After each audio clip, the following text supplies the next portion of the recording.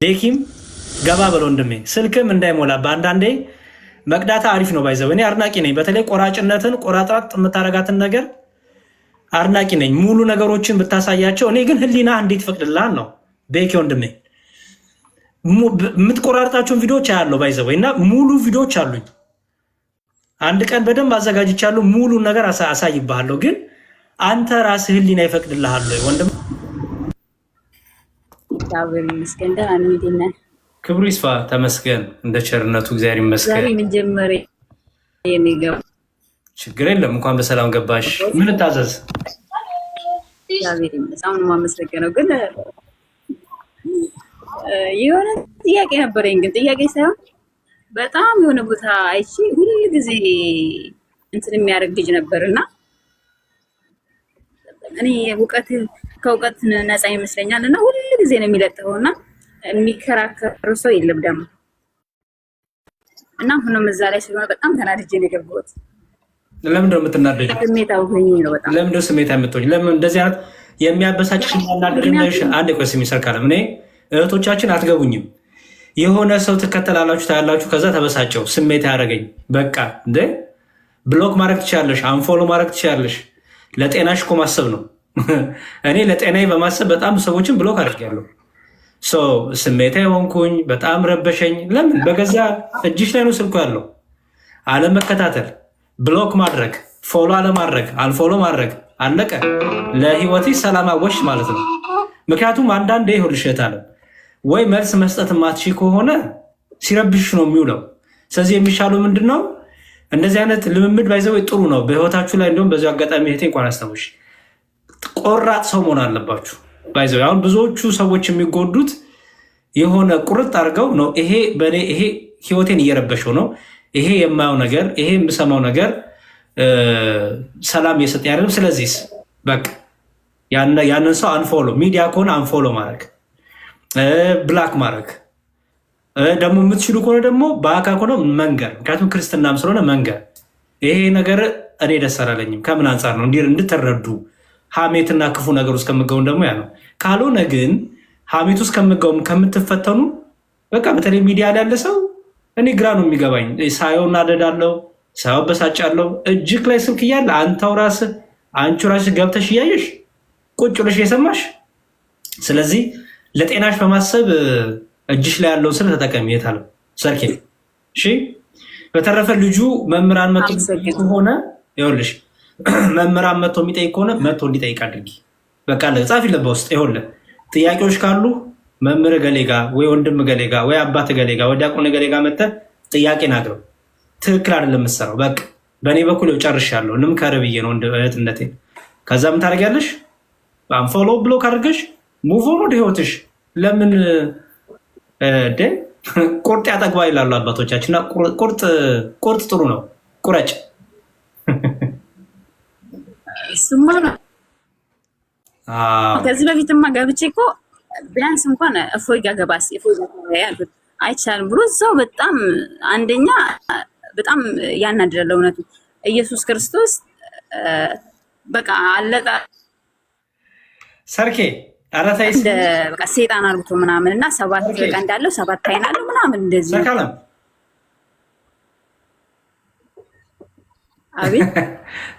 አቤት አይሰማም። ተይውና ህይወትሽን ተመልከች። ተይውና ደስተኛ ሁኚ፣ ሳቂ፣ ወክ አድርጊ፣ ውጭ ወደ ውጭ። እውነቴን ነው። ለምን ራስሽን ትጎጃለሽ? በቃ ሂጂና እሱን አንፎሎ አድርጊ፣ ብሎክ አድርጊ፣ ከዛ ወክ አድርጊ ውጭ ወጥተሽ ምናምን። በቃ ለጤንነትሽ አስቢ እንጂ በቃ አለቀ። ቀላል ነው። መልስ መስጠት ከሆነ በእውቀት አድርጊ ማድረግ። መልስ ካልሰጠሽ ግን ወደ ሀሜትና ወደ ስዶክ ስለምገቢ ቶሎ ብለሽ ከዛ ነገር መራቅ። መሸሽን የመሰለ አንዳንዴ መፍትሄ የለም። ጥሩ ነው። መልካም። እሺ፣ በርቺ እህታለም። እግዚአብሔር ከአንቺ ጋር ይሁን። እሺ ኮኪ። አሜን አሜን። ኮኪ ሰላም ብያለሁ። ሰላም ዲያቆን መዝሙር፣ እንዴት ናችሁ እህቶች ወንድሞች፣ ከላይም ከታችም ያላችሁ? እህታችን ሰርካለም ልጠይቅ የነበረውን ጥያቄ አስጠፋችብኝና አንዳንድ ጊዜ ማለት የምንፈልገውን ከረንትሊ ያለው እንትን ይቀይርብናል ማለት ነው እና ለሷ የሆነ ነገር ለማለት ያህል ለሷ ለሰው መልስ መስጠት አትችሉም። ይቅርታ ለሰው በሌላ አንደኛ የለችም፣ ሁለተኛ መሰው ላይ መልስ መስጠት አይቻልም። እነሱ እኔን ስለጠየቁ ለብዙዎች ይጠቅማል ብዬ እኔ የማረገው ስለሆነ ይጠቅማል ብዬ ስለማስብ ነው እንጂ በክፋት በሌላ ነገር አይደለም። ሀሳቤ አሁን አንቺ እንደዛ ስትረጂ ሰዎች እንደዛ ሊያደርጉ ይችላሉ። ስለዚህ በቃ የሰዎችን መልስ እኔ መልሳለሁ፣ እናንተ ጥያቄያችሁን ብቻ አቅርቡ። እሺ ቃልህን አከብራለሁ እና መልካም ቀን። አመሰግናለሁ። ነው እንዴ? እሺ መልካም ጊዜ ከአንቺ ጋር ይሁን። አሜን አሜን አሜን አሜን። ቻው። እሺ የሁላችሁ በደንብ ስሙኝ። አንድ ሰው ጠይቆ እኔ ያለው መልስ ለመለስ እናንተ ለዛ ሰው ከመለሳችሁ ጥሩ አይመጣም። ለምን? አንደኛ አመላለሳችሁ ጥሩ ላይሆን ይችላል። ሁለተኛ ለዛ ሰው ፖዚቲቭ ነገር ሆኖ ላይመጣ ይችላል። እኔ በጣም ጥንቁቅ ነኝ። ባይዘወይ ሚዲያ ላይ ዝም ብዬ ልቅቅ አላረጋችሁም። ሰው በቃ በተለይ ደግሞ ያ ሰው በሌለበት ደግሞ ብዙም እንትን እንዳትሉ። ፓስተር አሌክስ ሰላም ብያለው። ሰላም ደርሶ ይሁን። መዝሙረ እንደምን አለ?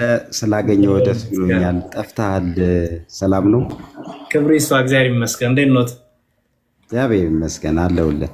ተመስገን ተመስገን። አለን። እንዴት ኖት? ሁሉ ሰላም? አዎ አልተመቸኝም። ይህን ሳምንት ትንሽ ሩጫ በዛ፣ የህይወት ሩጫና ለዛ ነው።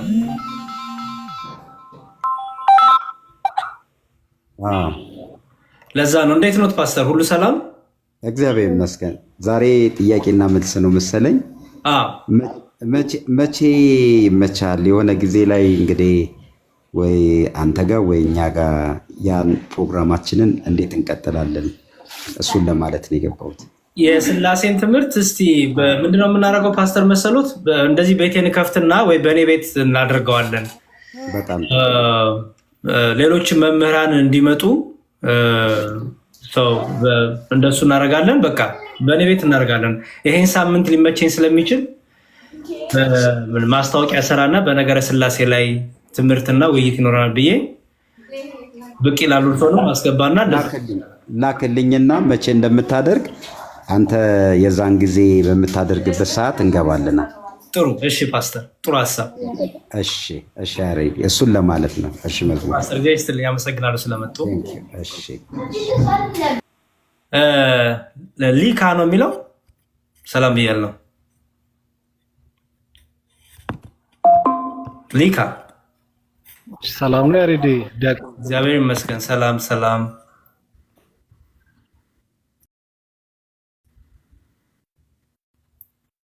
አዎ እንደምን አለ ወንድማችን? ሰላም ነው ያሬድ? ዲያቆን ያሬድ ኩራታችን።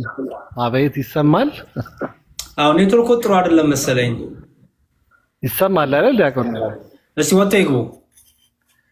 በጣም ወድ ወንድሜ ነህ፣ ኑርልን ነው የምለው እና ሁሉም በእንዳንተ በእንደዚህ አይነት ኮንፊደንስ ሃይማኖቱን ቢመሰክር ጥሩ ነበር። ይሁን አንተም ለብዙዎች ስለምትበቃ ከበቂ በላይ ነው። ግን የኔ ጥያቄ ነበረው ስለ ስላሴ ነበረ።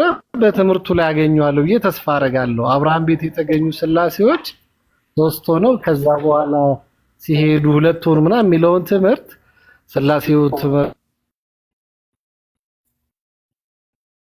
ላይ ማገኝ ይመስለኛል። አብራ አያይዘህ መልሰህ ትንሽ ድምጽ ይቋረጣ። ግን እንደገባኝ አይ ቲንክ በዘፍጥረት ላይ ያለው ነው ይጠይቀኛለሁ። እሺ ጥቂት ሀሳብ ልስጥ። በዘፍጥረት ላይ ያለው ታሪክ በቤተክርስቲያናችን እይታዎች፣ ትርጓሜዎች አሉ። ታውቃላችሁ ያስባለሁ። እይታዎችና ትርጓሜዎች አሉ። አንደኛው እንግዲህ እይታ ወይም አንደኛው ትርጓሜ ምንድነው? አዎ በድምጽ ርቋል መምህር።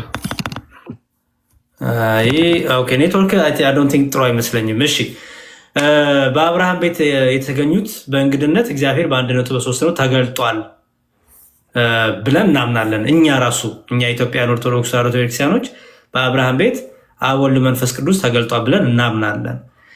ደግሞ የተለየ ደግሞ እይታም አለ። ምን አይነት እይታ አለ ደግሞ? ይሄ ቲዮፋኒ በሚል ትምህርት ደግሞ ተያይዞ ደግሞ ይመጣ አለ። እኔ አሁንም ቢሆን እህት ወንድሞቼ ፕሊዝ እስቲ ይሄ ዶግማ ነገረ ድነት ኦኬ፣ ነገረ ድህነት ላይ ነገር ይሄ የመዳን የዘላለም ሕይወት ይሄ ሚስጥራት ላይ ያለውን ነገር እሱ ላይ በደንብ ያጠንክራችሁ ብትጠይቁ ደስታዬ ነው እውነቱን ለመናገር። ምክንያቱም የፈለገ ብንል የሰው ልጅ የጌታን ስጋና ደም ካልበላ ካልጠጣ የዘላለም ሕይወት የለውም። በቅዱስ ጥምቀት ከጌታ ጋር ከሞቱና ከትንሣኤው ጋር ካልተባበረ የዘላለም ሕይወት የለውም። ኦኬ የእግዚአብሔርን አንድነትና ሶስትነት ካላመነ የእግዚአብሔርን ህልውና ህላዊውን የግብር ሶስትነትን የአካል ሶስትነትን የስም ሶስትነትን በኩነት ሶስት ይሄን ሲያምን ህይወት የለም ብለን እናምነ። ስለዚህ ብስል ያለ ጥያቄ ጠይቁ ፕሊስ። በቃ ብስል ያለ ስላችሁ ጥንክር ያለ ጥያቄ ብርትት ያለ ጥያቄ ጠይቁ። በተረፈ ባለፈውን ተናግሬያለሁ። የኔ ጀግና የኔ ምናምን እኔ አልወድም፣ ይቅር በሉኝ። በቃ ያሬድ ምናምን እሱ ፕሊዝ ይቅር። በጣም ትዕቢተኛ ረጋ ብያችኋለሁ። እኔ የፈለገ ቢሆን ይሄን ነገር አልተውም። አንዳንድ ሰው ደብሮታ እንደዚህ በመናገር ግን ይደብራችሁ። ደግ አደረኩ። ፕሊዝ በቃ እኛ ለአድናቆት አይደለም እዚህ ቲክታክ ላይ የምናገለግለው ወንድሞች። አምሹር ስለ ራሴ ነው እርግጠኛ ሆኜ የምናገር የምችለው፣ ስለ ወንድሞችም እርግጠኛ ሆኜ መናገር እችላለሁ። ምክንያቱም ከአንዱ ማዕድ የምንበላ ስለሆንን ይሄ ውዳሴው ጥሩ ነው፣ ጥሩ አይደለም። በቃ ባጭሩ ውዳሴው ይሄ በቃ አንተ እኮ አንተ በዚህ አንተ እኔ ፐርሰናሊ አልወደውም። ብዙ ሰዎች ሲወድቁ አይቻለሁ። ብዙ ሰዎች ትዕቢተኛ ሲሆኑ፣ ሲወጣጠሩ፣ ሲነፋፉ በቃ በጣም አይቻለሁ። ብዙ ሰው ወድቋል በዚህ ነገር በጣም ብዙ። ስለዚህ በቃ ዝም ብላችሁ በጸሎት ማሰብ ነው። ያንን ሰው በጸሎት በርታ። በቃ ትምህርቱ ጥሩ ከሆነ ቃለ ሕይወት ያሰማ እግዚአብሔር በዚህ ትምህርት ያጽና፣ እስከ መጨረሻው ያጽና። ዝማሬው ጥሩ ከሆነ እግዚአብሔር በዝማሬ ያጽና። በዲቁና በክህነት አገልግሎት የበረታ ከሆነ ካህንም ሆነ ዲያቆን እግዚአብሔር ክህነት ይባርክ። እግዚአብሔር ክህነታችሁ እስከ መጨረሻ ያስፈጽማችሁ። ወደኋላ እንዳንመለስ ደግሞ እንዳንክድ ደግሞ ዓለም እንዳስበ እንደውም በጸሎት አስቡን። በቂ ነው እሱ በጣም ከበቂ በላይ ነው። ይሄ አድናቆቱን እኔ ጆሮዬ ባይሰማው በቃ ስለ ራሴ ልናገር፣ ጆሮዬ ባይሰማው ደስ ይለኛል። አልፈልግም እና ይቅር በሉኝ። ስለ ራሴው ጥቅም ራሴን ፕሮቴክት ማድረግ አለብኝ። ራሴን በደንብ ማጠር አለብኝ ከፈተናዎች እና አንደኛው ፈተና ይሄ ስለሆነ አጥሬን አትነቅንቁብኝ።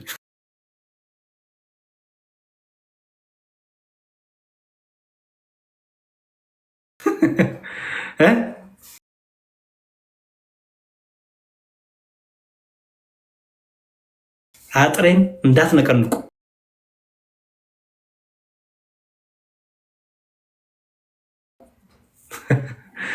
ተናካሽ ውሻ አለ ብዬ ጽፋለሁ አጥሩ ላይ። አለበለዚያ እዚህ ቤት ተናካሽ ውሻ አለ። ትዝ ይላችኋል ኢትዮጵያ አይደል? በየአጥሩ በየበሩ ላይ እዚህ ቤት ተናካሽ ውሻ አለ የሚለው እንደዛ ነው የምጽፈው። አጥሬን አትነቅንቁ። ስለዚህ በዛ ይሄ ጀግናዬ የኔ ቁምና እንዳትሉኝ፣ ማርያምን እንዳትሉ። በጣም ደካማ፣ በጣም ኃጢአተኛ፣ በጣም በብዙ ድካም ውስጥ የምንከባለል ሰው ነኝ። እኔ ደጅ የምጠና ሰው ነኝ። እኔም ብሎ ጀግና፣ እኔም ብሎ ምርጥ እንቁ። ቅዱሳኑ እንኳን በዘመናቸው የበረቱት እንኳን እነ ተክለ ሃይማኖት፣ እነ ጊዮርጊስ፣ እነ እስጢፋኖስ እንቁ እንኳን ብሎ የሚጠራቸውም አልነበረም። እና እንበርታ። ኦኬ እሺ። ራታ ነው የሚለው። አቤት ወንድማችን፣ ሰላም፣ እግዚአብሔር ይመስገን። እሺ፣ ዝማሬ መላእክት ያሰማልን። ዲያቆን መዝሙረ ያሬድ ስላስገባኝ በጣም ከልብ አመሰግናለሁ። ጥያቄ ነበረኝ። እኔ ይሰማል ድምጼ? አዎ ይሰማል። እሺ፣ ጥያቄ በቤተ ክርስቲያን ስርዓት ውስጥ የልጅ በ40 እና በ80 ጥምቀት ህፃናት ሲጠመቁ ግዴታ ነው ወይ በመጽሐፍ ቅዱስ ፀጉራቸውን መላጨት የሚለውን ባለፈው እዚህ እየተከራከርን ነበረ። አይደለም፣ ባጭሩ አይደለም። ፀጉር መላጨት ግዴታ አይደለም። አንዳንድ ሰው ከባህል አንጻር እንዲሁም በዚህ ላይ አንድ አባት ጥሩ አንድ ሊቀ ሊቃውንት ማን ነበሩ? አይ ቲንክ ስሙር ናቸው። አይ ቲንክ ሊቀ ሊቃውንት ስሙር መሰለኝ። በዚህ ላይ ጥሩ መልስ ሰጥተዋል። የሚገርም አንደኛ ስርዓተ ቤተክርስቲያን ምንድን ነው ለብቻው እና ደግሞ ልማድ ምንድን ነው? ልማድ ምንድን ነው? ስርዓተ ቤተክርስቲያን ምንድን ነው? እና ይሄ ፀጉር መላጨት ዝም ብሎ ልማድ የሆነ ነው እንጂ ስርዓተ ቤተክርስቲያንም አይደለም፣ ቀኖናዊም አይደለም፣ ፍትሐ ነገሥቱ መያዝም ምንም የለም። ግዴታ አይደለም። ፀጉር መላጨት የሚባል ነገር የለም። ከቅድስና ጋር ከምን ጋር የሚገናኝ ከነገር ድነት ጋር የሚገናኝ ነገር የለውም ፀጉር መላጨት። ኦኬ። ስለዚህ ህጻናት በ40 እና በ80 ሲጠመቁ ዝም ብለው ነው ሰዎች ፀጉር ላጭተው የሚወስዱት ማለት ነው። በቃ ትምህርቱ አይደለም፣ ስርዓተ ቤተክርስቲያን አይደለም። በቃ አለቀ። ባህል ነው፣ ልማድ ነው እንጂ ከቤተክርስቲያን ትምህርት አንጻር የሆነ አይደለም። እግዚአብሔር ይስጥልኝ። መዝሙሬ በጣም ነው ገብተህ ምንድነው ዩቲዩብ ላይ ያለልን ማን ናቸው አሉ ብቻ መምህር ምትኩ ተናግረዋል። መምህር ምትኩ ያቸው እኔ ግን የሰማሁት የእንትናን ነው የሊቀ ሊቃውንት ስምዐኮንን ይሁን ስሙርን ይሁን ከሁለት አንዱ ብቻ የሰማሁት። እሺ። ሌላው ደግሞ እንትን መዝሙር ዩቱባችንን በዚህ ገብታችሁ ላይክ አድርጉ እያልክ ነበረ። እዚህ ቲክቶክ ላይ አስቀምጥልን ሊንኩን አለ ባዮ ላይ አለ። ብዙዎች በአንተ ስም ስለተከፈተ እዚህ ላይ ብታስቀምጥልን ቀላል እንገባለን። አለ ባዮ ላይ አለ። እሺ፣ በጣም አመሰግናለሁ። እሺ ወንድሜ እግዚአብሔር ይስጥልኝ። ሩሃማ ወይዬ ቆይ አንዴ ሰው አስቀድም ከይቅርታ ጋር አሰሪ ተጋይቶ ነው። እሺ ባይዘዌ በደንብ ስሙ። ኦርቶዶክሳዊነት ምጥን ነው። ኦኬ፣ ኦርቶዶክሳዊነት ምጥን ነው። ኦርቶዶክሳዊነት ልኬት ነው። ኦኬ፣ የሚለጠጥ ነገርም የለም ደግሞ የሚሸፈን ነገርም የለም። ለምሳሌ አሁን ድንግል ማርያምን አናመልክም፣ አምላካችን አይደለችም። አለቀ። የፈለገ እንወዳት ይሆናል፣ አምላካችን ግን አይደለችም፣ ሰማያዊት አይደለችም። እንደኛ ከእናት ከአባት የተወለደች ናት። ግንስ ከእኛ ደግሞ በንጽህና በቅድስና የከበረች ከፍጥረት ደግሞ የነጻች የከበረች ናት እንላለን። የአምላክ እሷ ብቻ ናት፣ የአምላክ ናት፣ እሷ ብቻ ናት፣ የቃል ናት። ለእሷ የተሰጠ ለማንም አይሰጥ። እሷ ከመላእክትም ትበልጣለች። ይሄ አባቶቻችን ትምህርት ነው። ከመላእክትም ትበልጣለች። ለምን? መላእክት እንኳን ለማየት ሳያዩት ፊታቸውን ሸፍነው የሚንቀጠቀጡትን እሷ በማኅፀኗ ይዘዋለችና የአምላክ እናት ተብላለች። መላእክት አገልጋዮች ነው የሚባሉት። ድንግል ማርያም ግን እናትም አገልጋይም ናት። ስሟ ራሱ ማን ትባላለች? የኢየሱስ እናት፣ የጌታ እናት፣ የክርስቶስ እናት፣ አያችሁ፣ የቃል እናት፣ ወላዲታ አምላክ ትባላለች። ከመላእክት ትበልጣለች፣ ከቅዱሳኑ ትበልጣለች። ቅዱሳኑ ጌታን ቢያገለግሉ ልጄ ብሎ መጣት አይችሉም። ጌታን ቢያገለግሉ በጸጋ ነው። ድንግል ማርያም ግን ከስጋዋ ስጋ ከነፍሷ ነፍስ ነስቶ ነው። እናቴም ልጄም ልጄ ትለዋለች፣ እናቴም ይላታል እርሱ። ስለዚህ ልጥጥም ያለ አይደለም። አያቸው ኦርቶዶክስ ምጥን ነው፣ በቃ ምጥን ነው። የዚህም የስርዓተ ቤተክርስቲያን ምጥን ነው፣ የታወቀ ነው ትምህርቱ። ግን ከፍቅር አንጻር ከአክብሮ አንጻር እኛ እንደ ባህል እንደ ልማድ የምንከታቸው ነገሮች አሉ። እሱን በትምህርት ማስተካከል ነው። ግን የሚጎዱም የሚጠቁም አይደሉም። እነዛ እንደዚህ በልማድ የገቡት ለምሳሌ ሕፃን ልጆችን መላጨት ምንም ከመዳን ጋር ከዘላለም ሕይወት ጋር የሚገናኝ አይደለም። ደግሞ ግን አይጎዳም። እውነቱን ለመናገር አይጎዳም። ከዛ አንጻር በደንብ አድርጋችሁ ተመልከቱት። ልማድ ሆኖ ቤተክርስቲያንን ትምህርቷን የሚጎዳ ካለ ይወጣል፣ ቤተክርስቲያን ውስጥ አይጸናም። ልማድ ሆኖ ግን ምንም የማይጎዳ ከሆነ ምንም እንትን የለውም። እሺ አቢቲ። አቤት ዳቆኔ። እንዴ ልናገባ ነው አሉ። ዝማሬ መላእክት ያሰማሉ። እሷም ጥያቄው የሆነ ነገር አይቻል። ልናገባ ነው እንዴ? ስንቴ ነው የምታገባው? እንዳትዪ ነው እንዴ? አዎ ጎሽ እግዚአብሔር ይመስገን ብለናል። ይትባረክ እንደ አብርሃም ብለን አንዱ እንትን ይትባረክ እንደ አብርሃም የሚለው መዝሙር ይወደዋል እና ከዛ በኋላ ተጠራ እና ዝም ብሎ በቃ ይትባረክ እንደ አብርሃም ይላል አሉ ነው። ከዛ በኋላ ሰው መጣና አንተ ይሄ እኮ የሙስሊም ሰርግ ነው፣ ሙስሊሞች ናቸው እኮ ሙሽሮቹ፣ ምን ሆነ ነው እንደዚህ የምትለው ሲባል ቀየረና ሙባረክ እንደ ኢብራሂም ሙባረክ እንደ ኢብራሂም አላሉ እና በጣም አሪፍ ነው አቢትዬ።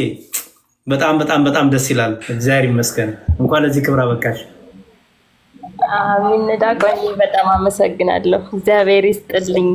አዎ እግዚአብሔር ይመስገን። ያው በውስጥ እናወራለን ትንሽ ነው ታሪኩ ያው እውነት ነው። ይሄ በውስጥ ነው። አይዞሽ ያው እንደኔ ካፊር ነው። ያው ይሄን ብቻ ልናገረው ይችላል። አፍረሽ ነው የምታገቢው። ጎበዝ እግዚአብሔር ይመስገን። በጸሎት ደግሞ እስከ መጨረሻው ሰዓት ድረስ ሚስጥር አገሽ ሽሽግ አገሽ ደብቀሽ ፈተናም እንዳይበዛው እንደኔ ማንም ሳያቅብሽ ለዕለት ሁለት ብቅ ማድረግ ነው። እኔ አሁን ማን ጠረጠረ? አሁን ሚስቴን ማንም አያውቃትም ነበር የሚገርምሽ።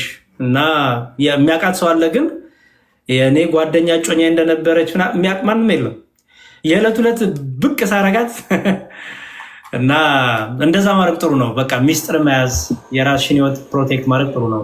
አቢቴ አዎ ዳቆንያ ሲጀመርም ሀኒቾ ነች ተይ እየተባለች የፖስተችው እንጂ እኔ ራሱ አልፖስተትኩም ነበር። ሀና ቀርማ ነው የፖስተችው። ሀና ብቻ ነች የምታውቀው። ያው እግዚአብሔር ይመስገን በረንብ እናወራለን። ስለምፈልግን የገባሁት። እሺ አቢቴ በቃ በውስጥ እናውራ። አዎ በውስጥ ብናወራ ደስ ይለኛል። እሺ ኧረ እኔ ባለትዳሮችንም አወራለሁ፣ ሲንግሎችን ነው የማላወራው። እሺ በጣም አሪፍ ጥሩ አቢቴ፣ እንኳን እግዚአብሔር ረዳሽ። ደግሞ ለፍጻሜው ለዛ ክብር ደግሞ ያብቃሽ። ትልቅ ነገር ነው። እግዚአብሔር ይመስገን። አሚን አሚን። እግዚአብሔር ያክብርልኝ። በጣም አመሰግናለሁ ስለመልካም ምኞት። አላህ ይባርክ ፊክ በይ። አሚን አሚን ብያለሁ። እሺ በጣም አሪፍ። በጸሎት አስቧት እንግዲህ ለዛ ቀን እንድደርስ በክብር እንድትዳርልን።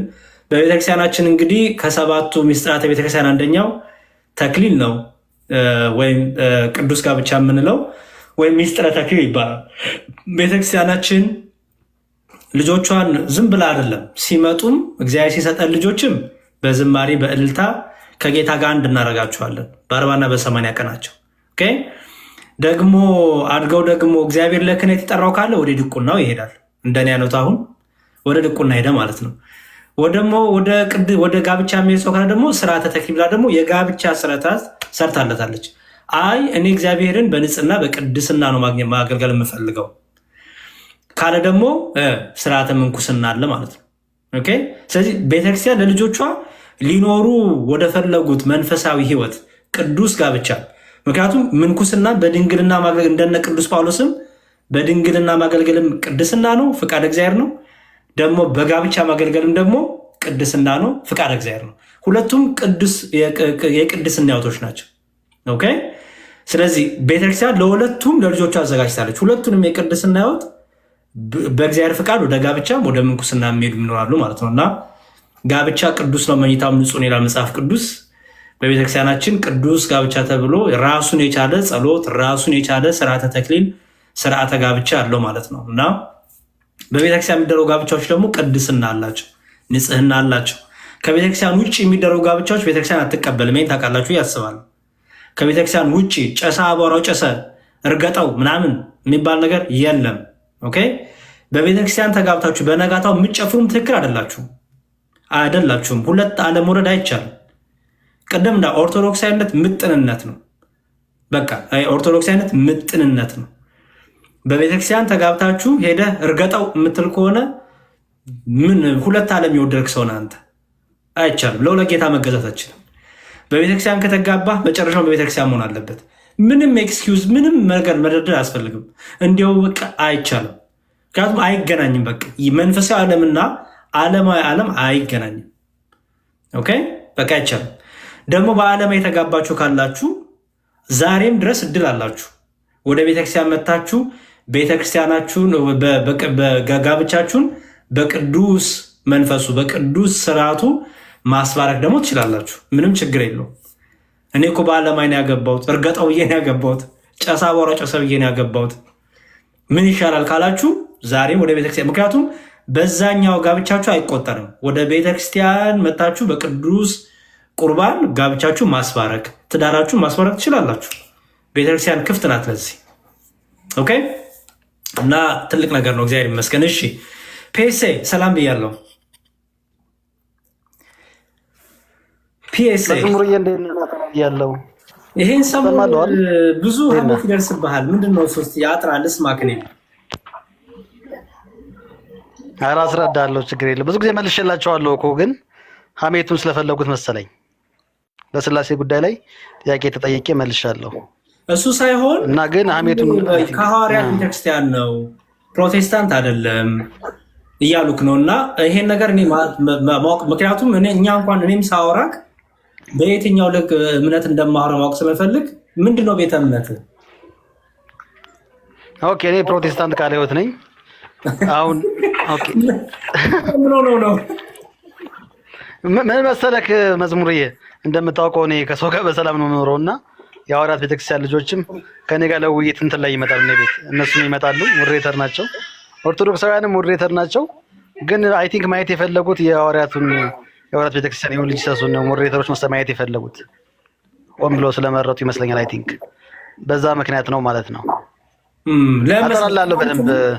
ትናንት እዚህ እንደሆነ ሰላም ብዬ ነበረ፣ ቤት ኮመንት ጽፌ ነበር እና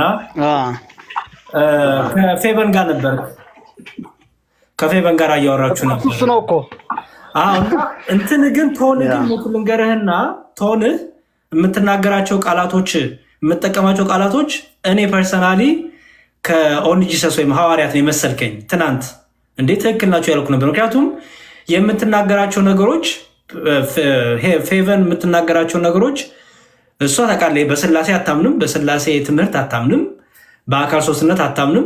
ትናንት እሷን እየደገፍ ስታወራ ነበረ እና እኔ እሱ ነገር ግልጽ አልሆነልኝም። ምክንያቱም ከአንደበት የሰማሁት ነገር የቃለ ሕይወት ወይም የምናምን አይነት እንትን አይደለም። እንዳልኩ ከአንደበት የሰማሁት እኔ የኦንሊ ጂሰስ ትምህርት ነው የሰማሁት እና ስለዚህ በደንብ አድርገህ እስኪ ጥርት አድርግልኝ፣ በዛ ልክ እንዳወራ፣ በየትኛው ልክ እንዳወራ። ቴንኪው በጣም ያ ትናንትና አንድ ሰው ገባና በመሀል ዜድ የሚባል ወንድም ዜድ ቲክቶክ ፎር ኮዝ የሚለው ገብቶ አንዳንድ ነገር ሲናገር ነበርና ሄቨንም ስትናገር የነበረው ባይዘው ስለ ራሷ ቤተ እምነት አልነበረ፣ ስለ ኦርቶዶክስ ነበር። ይሄ ሰው ኦርቶዶክስን እየተሳደበ የለመደ ነው ብላ ገብቶ ስለተሳደበ ማለት ነው ብላ በዛ አንፃር የነቀፈች ነበር ማለት ነው። የምትነቅፈው ዜድን ነው እና አጋጣሚ እኔ እነሱ የተስማማን ይመስላል። ያው የተስማማ ነው በእሱ ተሳዳቢነት ብቻ ነው፣ እሱ ስለሚሳደብ በዛ ጉዳይ ብቻ ነው የተስማማ ነው ማለት ነው። እና ኦኬ አይ ቲንክ ካልሰማው ብዙ ሰፊ ማድረግ ይኖርብኛል ማለት ነው። አይ ኖ እኔ በነበረበት ለብዙ ሰዎች በስላሴ ያለኝን አስረድቻለሁ። የስላሴ ትምህርትን እምነትህን ንገረኝ። ምንድነው የስላሴ እምነት? ስላሴ በአካል ሶስት ብለህ ታምናለህ? በአካል ሶስት። እሺ በግብር ሶስት ብለህ ታምናለህ? በግብር ሶስት። አብ ወልድ አይደለም ብለህ ታምናለህ? አዎ አብ ወልድ አይደለም። ወልድ አብ አይደለም። ልክ ነው። ወልድ አብ አይደለም። እሺ ኢየሱስ ክርስቶስ የአብ የባህሪ ልጁ ነው ብለህ ታምናለህ? ለሚገባ። ምን ማለት የባህሪ ልጁ ነው ማለት? ኦኬ ከአምላክነቱ አንፃር ስለምንወስደው ባህሪ ስንወስድ ኢሴንስ እያልን ነው። ስለዚህ አንድ መለኮት አለ የሚለው ለማሳየት ነው የባህሪ ልጅ ነው የምንለው። በመለኮት የተለያየ አይደለም ለማለት ነው። የባህሪ ልጅ ነው ሲባል ምን ማለት ነው? ኦኬ የባህሪ ልጅ ነው የምንለው ከዘላለም ልጅነትን ለመግለጽ ነው እንትን የምንለው። ከዘላለም ከአብ የተወለደ ነው። ኦኬ ዲያቆን እያነበበ ነው ይልሃል።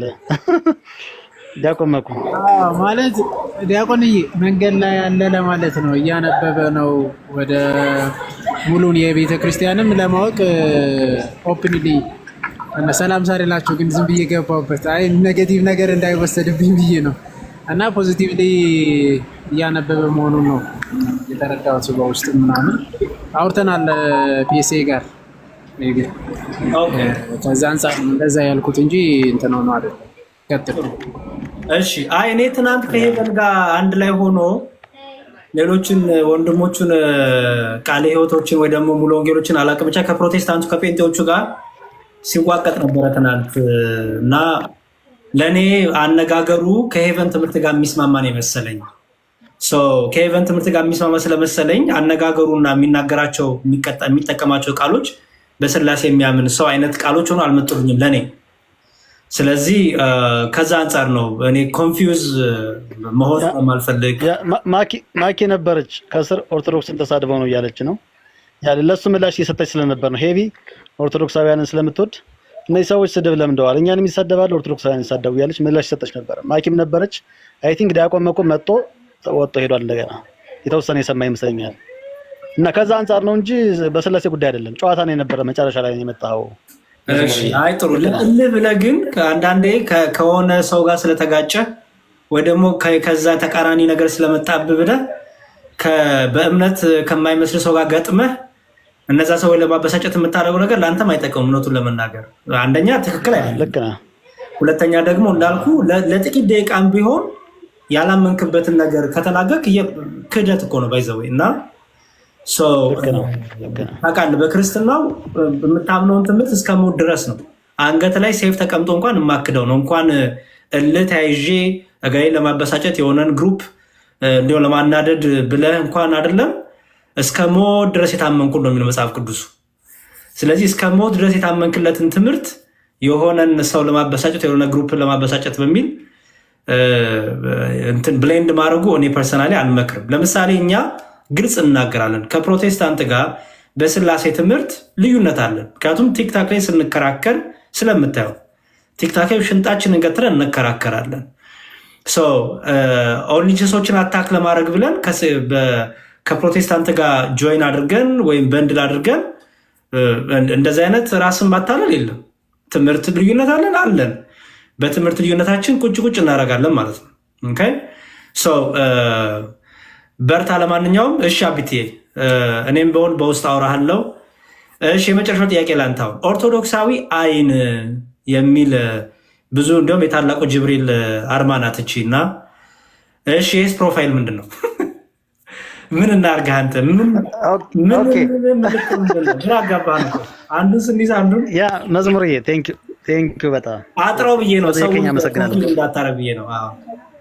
ያ የኔ ችግር መሰለህ የኔ እንደ ችግር መወስደው ያው ችግር አይደለም ግን እንደ ሰዎች የግድ እንዲያሙ የሚያደርጋቸው ክፍተት አለ። ትሰማለህ አይደል? ያቆመኩ ትሰማለህ? መዝሙር እንትን ስታክ ያደረገብኝ መሰለኝ ቪዲዮ እየሰማሁ ነው። አለው አይደል? ኦኬ ያ የኔ እንደ ችግር ያ ቴንክ ዩ እንደ ችግር ሊታይ የሚችለው ሰላማዊ መሆኔ ነው። ሰዎችን ወይ ያለመሳደቤ ሊሆን ይችላል እና ከሰዎች ጋር ያመኑትን አምነው እንዲሁ ህብረት አደርጋለሁ ከወንድሞች ጋር ኦርቶዶክሳውያን የሚሆኑ ከዚህ በፊት ህብረት አደርጋለሁ። አንድ በሚያደርገኝ ጉዳይ ማንንም ሳልፈራ እናገራለሁ ማለት ነው። የፕሮቴስታንት ትምህርት ባይሆን አሁን ለምሳሌ እምነት ብቻ አይደለም ብዬ ብዙ ጊዜ ከኦርቶዶክስ ጋር ሆኜ አብሬ ሞግቻ አውቃለሁ እና በዚህ የሚበሳጩብኝ ወንድሞችም ነበሩ። ያው ስለማምንበት ነው እንደዛ ያልኩት ማለት ነው። እንደዚህ አይነት ነገሮች አይ ቲንክ ሰዎችን ሳያስከፋቸው አይቀርም። እሺ እኔ ሰላማዊ ህብረት ማድረጊያ አይ ቲንክ ሰዎች ጋር ጥያቄ እንዲያነሱ አድርጓቸዋል። ፒኤስ ይሁን ለምሳሌ እኔ ብሞት ሚውት አድርግልኝ። ቆይ እኔ ብሞት ይኸውልህ የፕሮቴስታንት መገለጫ የሆነ ነገር ፕሮፋይል አላረግም። ሚውት አድርግልኝ። የፕሮቴስታንት መገለጫ የሆነ ነገር ምንም አላረግም፣ ፕሮፋይል አላረግም። ለምንድነው የማላረገው መሰለህ? ትክክል አይደለም እንዴ። አንደኛ እኔ ሙሉ የሆነች ቤተክርስቲያን አለችኝ፣ የራሷ መገለጫ ያላት፣ የራሷ ቀለም ያላት፣ የራሷ ዝማሬ ያላት፣ የራሷ መለያ ያላት ቤተክርስቲያን አለችኝ። ስለዚህ ዋይ ለምንድን ነው የፕሮቴስታንት ወይ የእስልምና ወይ ነገር አምጥቼ ፕሮፋይል ማድረገው? አንደኛ ትክክልም አይደለም። ኦኬ መመሳሰል አይደለም። እምነት ባይዘወይ ሃይማኖት ወይም እምነት መለየት ነው እንጂ መመሳሰል አይደለም እኔ እስከሚገባኝ። ለዚህ ነው ወንድሞቼ እዚህ የሚያገልጉት ወንድሞቼ አንዳቸውም አይተህ ከሆነ የፕሮቴስታንት ነገር አያረጉም፣ ፕሮፋይል አያረጉም፣ ምንም አያረጉም። ለምን? በቃ እኛ ምን ሆነናል? በቃ ትምህርት ለየን እኮ። ትምህርት ከለየን ሌላ ነገር ምናምን መመሳሰል አያስፈልግም። እና ኦርቶዶክሳዊ አይን ከሌለ፣ ኦርቶዶክሳዊ እይታ ከሌለ፣ ኦርቶዶክሳዊ ትምህርት ከሌለ እዚህ ጋር ያለው ኦርቶዶክሳዊ አይን፣ ኦርቶዶክሳዊ አመለካከት፣ ኦርቶዶክሳዊ እምነት የሚል ነው። ፍሊፕ ፍላፕ ማድረግህ ለአንተም አይጠቅምም። ፔሴ የሚሻለው ምንድን ነው? አቋም ይኑርህ። አንድ እምነት ያዝ፣ አንድ ትምህርት ያዝ፣ አጥና፣ መርምር። መመርመር ያለብህን ነገር መርምር። ኦኬ ለምሳሌ ፕሮቴስታንት ነህ፣ ቃለ ሕይወት ነህ፣ ፐርፌክት። የቃለ ሕይወት መገለጫ የሆኑትን ነገሮች ፕሮፋይል አድርግ፣ ፒክቸርን ማድረግ ኢትስ ኦኬ። ከዛ ግን ኦርቶዶክስን ለመመርመር ከፈለግን የኦርቶዶክስ ፕሮፋይል አይደለም ማድረግ ያለብህ፣ ኮንፊውዝ ታደርጋለህ ሰው። ስለዚህ ምን ታደርጋለህ? በውስጥ ተማር፣ እንደዚህ የመጣ ከኛ ጋር አውራ፣ ከራስ ጋር ተማከር፣ ከራስ ጋር ጊዜ ስጥ፣ መርምር። ከዛ ስትወስን ትወስናለህ ማለት ነው። እና የሆነ ኮንፊውዥን ውስጥ ያለ ይመስለኛል። ወይ ለሆነ እልህ ብለህ የምታደርገው ነገር አለ፣ የሆነን ሰዎችን ለማበሳጨት ለማናደድ ብለህ የሆነ ያ ደግሞ እንትን ይሆንብሃል፣ ግራ ይገባሃል። እውነቱን ለመና ሲነጋ ሌላ፣ አሁን ደግሞ ሲመሽ ሌላ እየሆንክ ራስህንም እንዳታገኝ ያደርግሃል። ራስህን ሆነ እንዳትመጣም ያደርግሃል። እና ሰው በዛ ይሄ ወንድማዊ ምክሬ ነው። እሺ አንተንም ይጠብቃል ብዬ ነው። እሺ ሰናይ ሰናይ ሰናይ። ኦኬ ጥያቄ አለ እንዴ? ፔሴ ኦርቶዶክስ ለሆን ነው ብሎ እሺ አይ ጥያቄ ያለኝ አንዲት ነገር ብቻ ነው። ኦኬ አመሰግናለሁ። ምክሩ አስተያየቱ ጥሩ ነው። መዝሙር የነሰጠኝ አስተያየት ጥሩ ነው፣ ይጠቅማል ያለው ማለት ነው። ኦኬ እንትን ላይ ነው እኔ አሁን አምስቱ አዕማደ ምስጢራት አሁንም ሰሞኑን እንትን ስለተፈጠረ እንደዛ እንዳታስብ። ከዚህ በፊትም ተናግሬያለሁ፣ ብዙ ጊዜ ነው ከተናገርኩና እሱን እቀበላለሁኝ። እሰማለሁ አይደል? ትሰማለህ። ኦኬ ጥሩ ከተሰማውሽ ያ አምስቱን አዕማደ ምስጢራት በደንብ እቀበላለሁኝ። ምስጢራተ ቤተክርስቲያን ግን ያው ሰሞኑን እያጠናሁ ነው። አንዳንድ ፋይል ሰጥቶኛል እያነበብኩ ነው ማለት ነው። አምስቱ አዕማደ ምስጢራት ላይ ግን አንድ ቦታ ብቻ ነው ቅዱስ ቁርባን ላይ የጌታ እራት መታሰቢያ ብቻ ነው ብዬ አላምንም። ነገር ግን ስጋዬን የበላ ደሜን የጠጣ የዘላለም ሕይወት አለው ይላልና እሱን እቀበላለሁ። ስጋና ደሙን በመውሰድ የዘላለም ሕይወት አለው የሚለው እቀበላለሁ። ግን እዛ ላይ የተቀመጠ ነገር አለ መዝሙርዬ። ምን? በምስጢረ ቁርባን የሚቀርበው ህብስትና ወይን በምስጢረ ቁርባን የሚቀርበው ህብስትና ወይን በግብረ መንፈስ ቅዱስ ህብስቱ ተለውጦ የጌታ ቅዱስ ስጋ ወይኑም ተለውጦ የጌታ ክቡር ደም መሆኑን ቅድስት ኦርቶዶክሳዊት ቤተክርስቲያን ታምናለች፣ ታስተምራለች የሚለው ዛማናዊ ነው የሚለው ላይ ብቻ ነው ጥያቄ እንጂ ሙሉን እቀበላለሁ። እሺ ጥሩ። መለወጥ የሚለው ምን ማለት ነው? ተለውጦ ሲባል ማለት ነው የሚለው ላስረዳ። መለወጥ ሲባል በደንብ አስተውልና ስማኝ። ለምሳሌ አሁን እኛ ልክ ስንጠመቅ ኦኬ፣ ከጌታ ከክርስቶስ ጋር ከሞቱና ከትንሣኤው ጋር ህብረት ስናረግ ስንጠመቅ አሮጌው ማንነታችን ይገፈፋል፣ እንለወጣለን። ምን እንባላለን? ክርስቲያን እንባላለን። የመንፈስ ቅዱስ ማደሪያ እንባላለን። እንለወጣለን ስንል ይሄ የሚታየው ሰውነታችን ሌላ ነገር ይሆናል ማለት አይደለም። ይሄ የሚታየው ማንነታችን ለውጣ ማለት አይደለም። ምን ማለት ነው? መንፈሳዊ የሆነ ለውጥ ይመጣል ማለት ነው። መንፈሳዊ የሆነ ሚስቲካል የሆነ ድህነት እናገኛለን። ለምሳሌ ስትጠመቅ ተጠምቀ ስትወጣ ከጌታ ከክርስቶስ ጋር ከሞቱና ከትንሣኤው ጋር ስትተባበር አዲስ ፍጥረት ስትሆን የሚታየው እኮ ይሄ ፊዚካሊ እኮ አልተለወጥክም። ምን ሆናል ግን? በመንፈሳዊው ወይም በይሄ ሚስቲካል በሆነው መንፈሳዊው እይታ ወይም መንፈሳዊ ዓለም ምን ሆናል ማለት ነው? በመንፈሳዊ ጸጋ አዲስ ፍጥረት ሆናል። አዲስ ፍጥረት ስትሆን ወይም የተለወጠው አዲሱ ሰው ስትሆን ፔሴ ይታያል በአይን ሰውነትህ ላይ፣ እጅህ ላይ፣ ጣትህ ላይ፣ ፊትህ ላይ የተለወጠ ነገር አለ? የለም። ግን አዲስ ፍጥረት ሆናል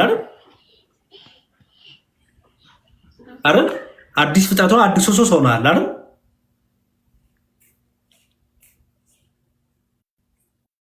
እሺ ሰምተኛ ብዬ አስባለሁ።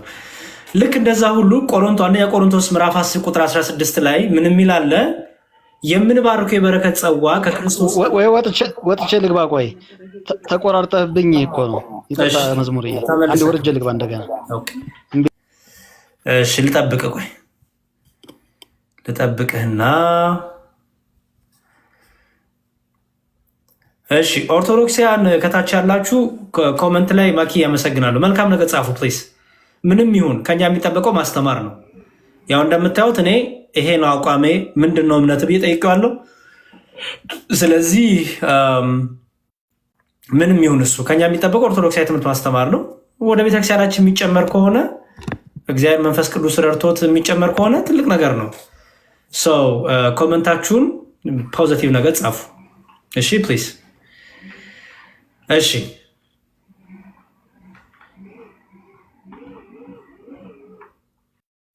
ሄዳለት ፔሴ ስትመጣ እሺ ጻፍልኝ። ለማንኛውም እሺ ኦርደር ማን ነበር?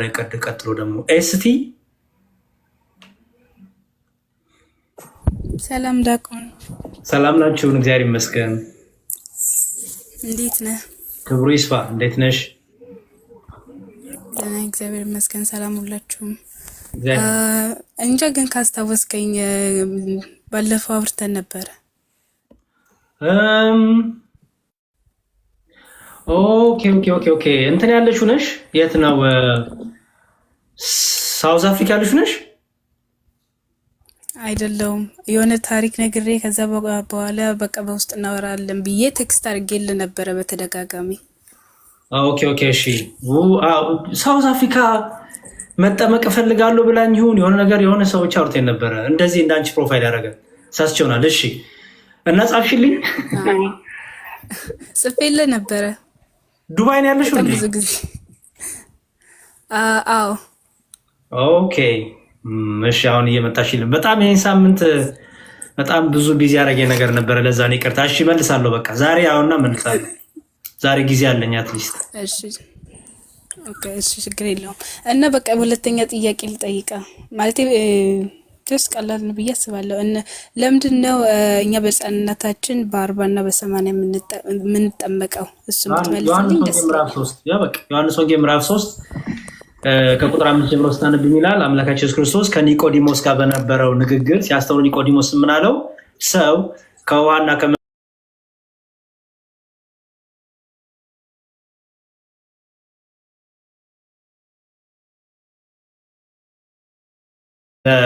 ወደ ቤተክርስቲያን መጨመራችንን ምድራዊቷ ገነታችን ቤተክርስቲያን ስለሆነች ከዛ አንጻር ኦኬ። ሁለተኛ ደግሞ ኢየሱስ ክርስቶስ ሕፃናት ወደ እኔ ይመጡ ዘንድ አትከልክሏቸው ስለሚል እኛ ልጆቻችን ይዘን መጥተን በጥምቀት ከጌታ ጋር አንድ እናደርጋቸዋለን ማለት ነው።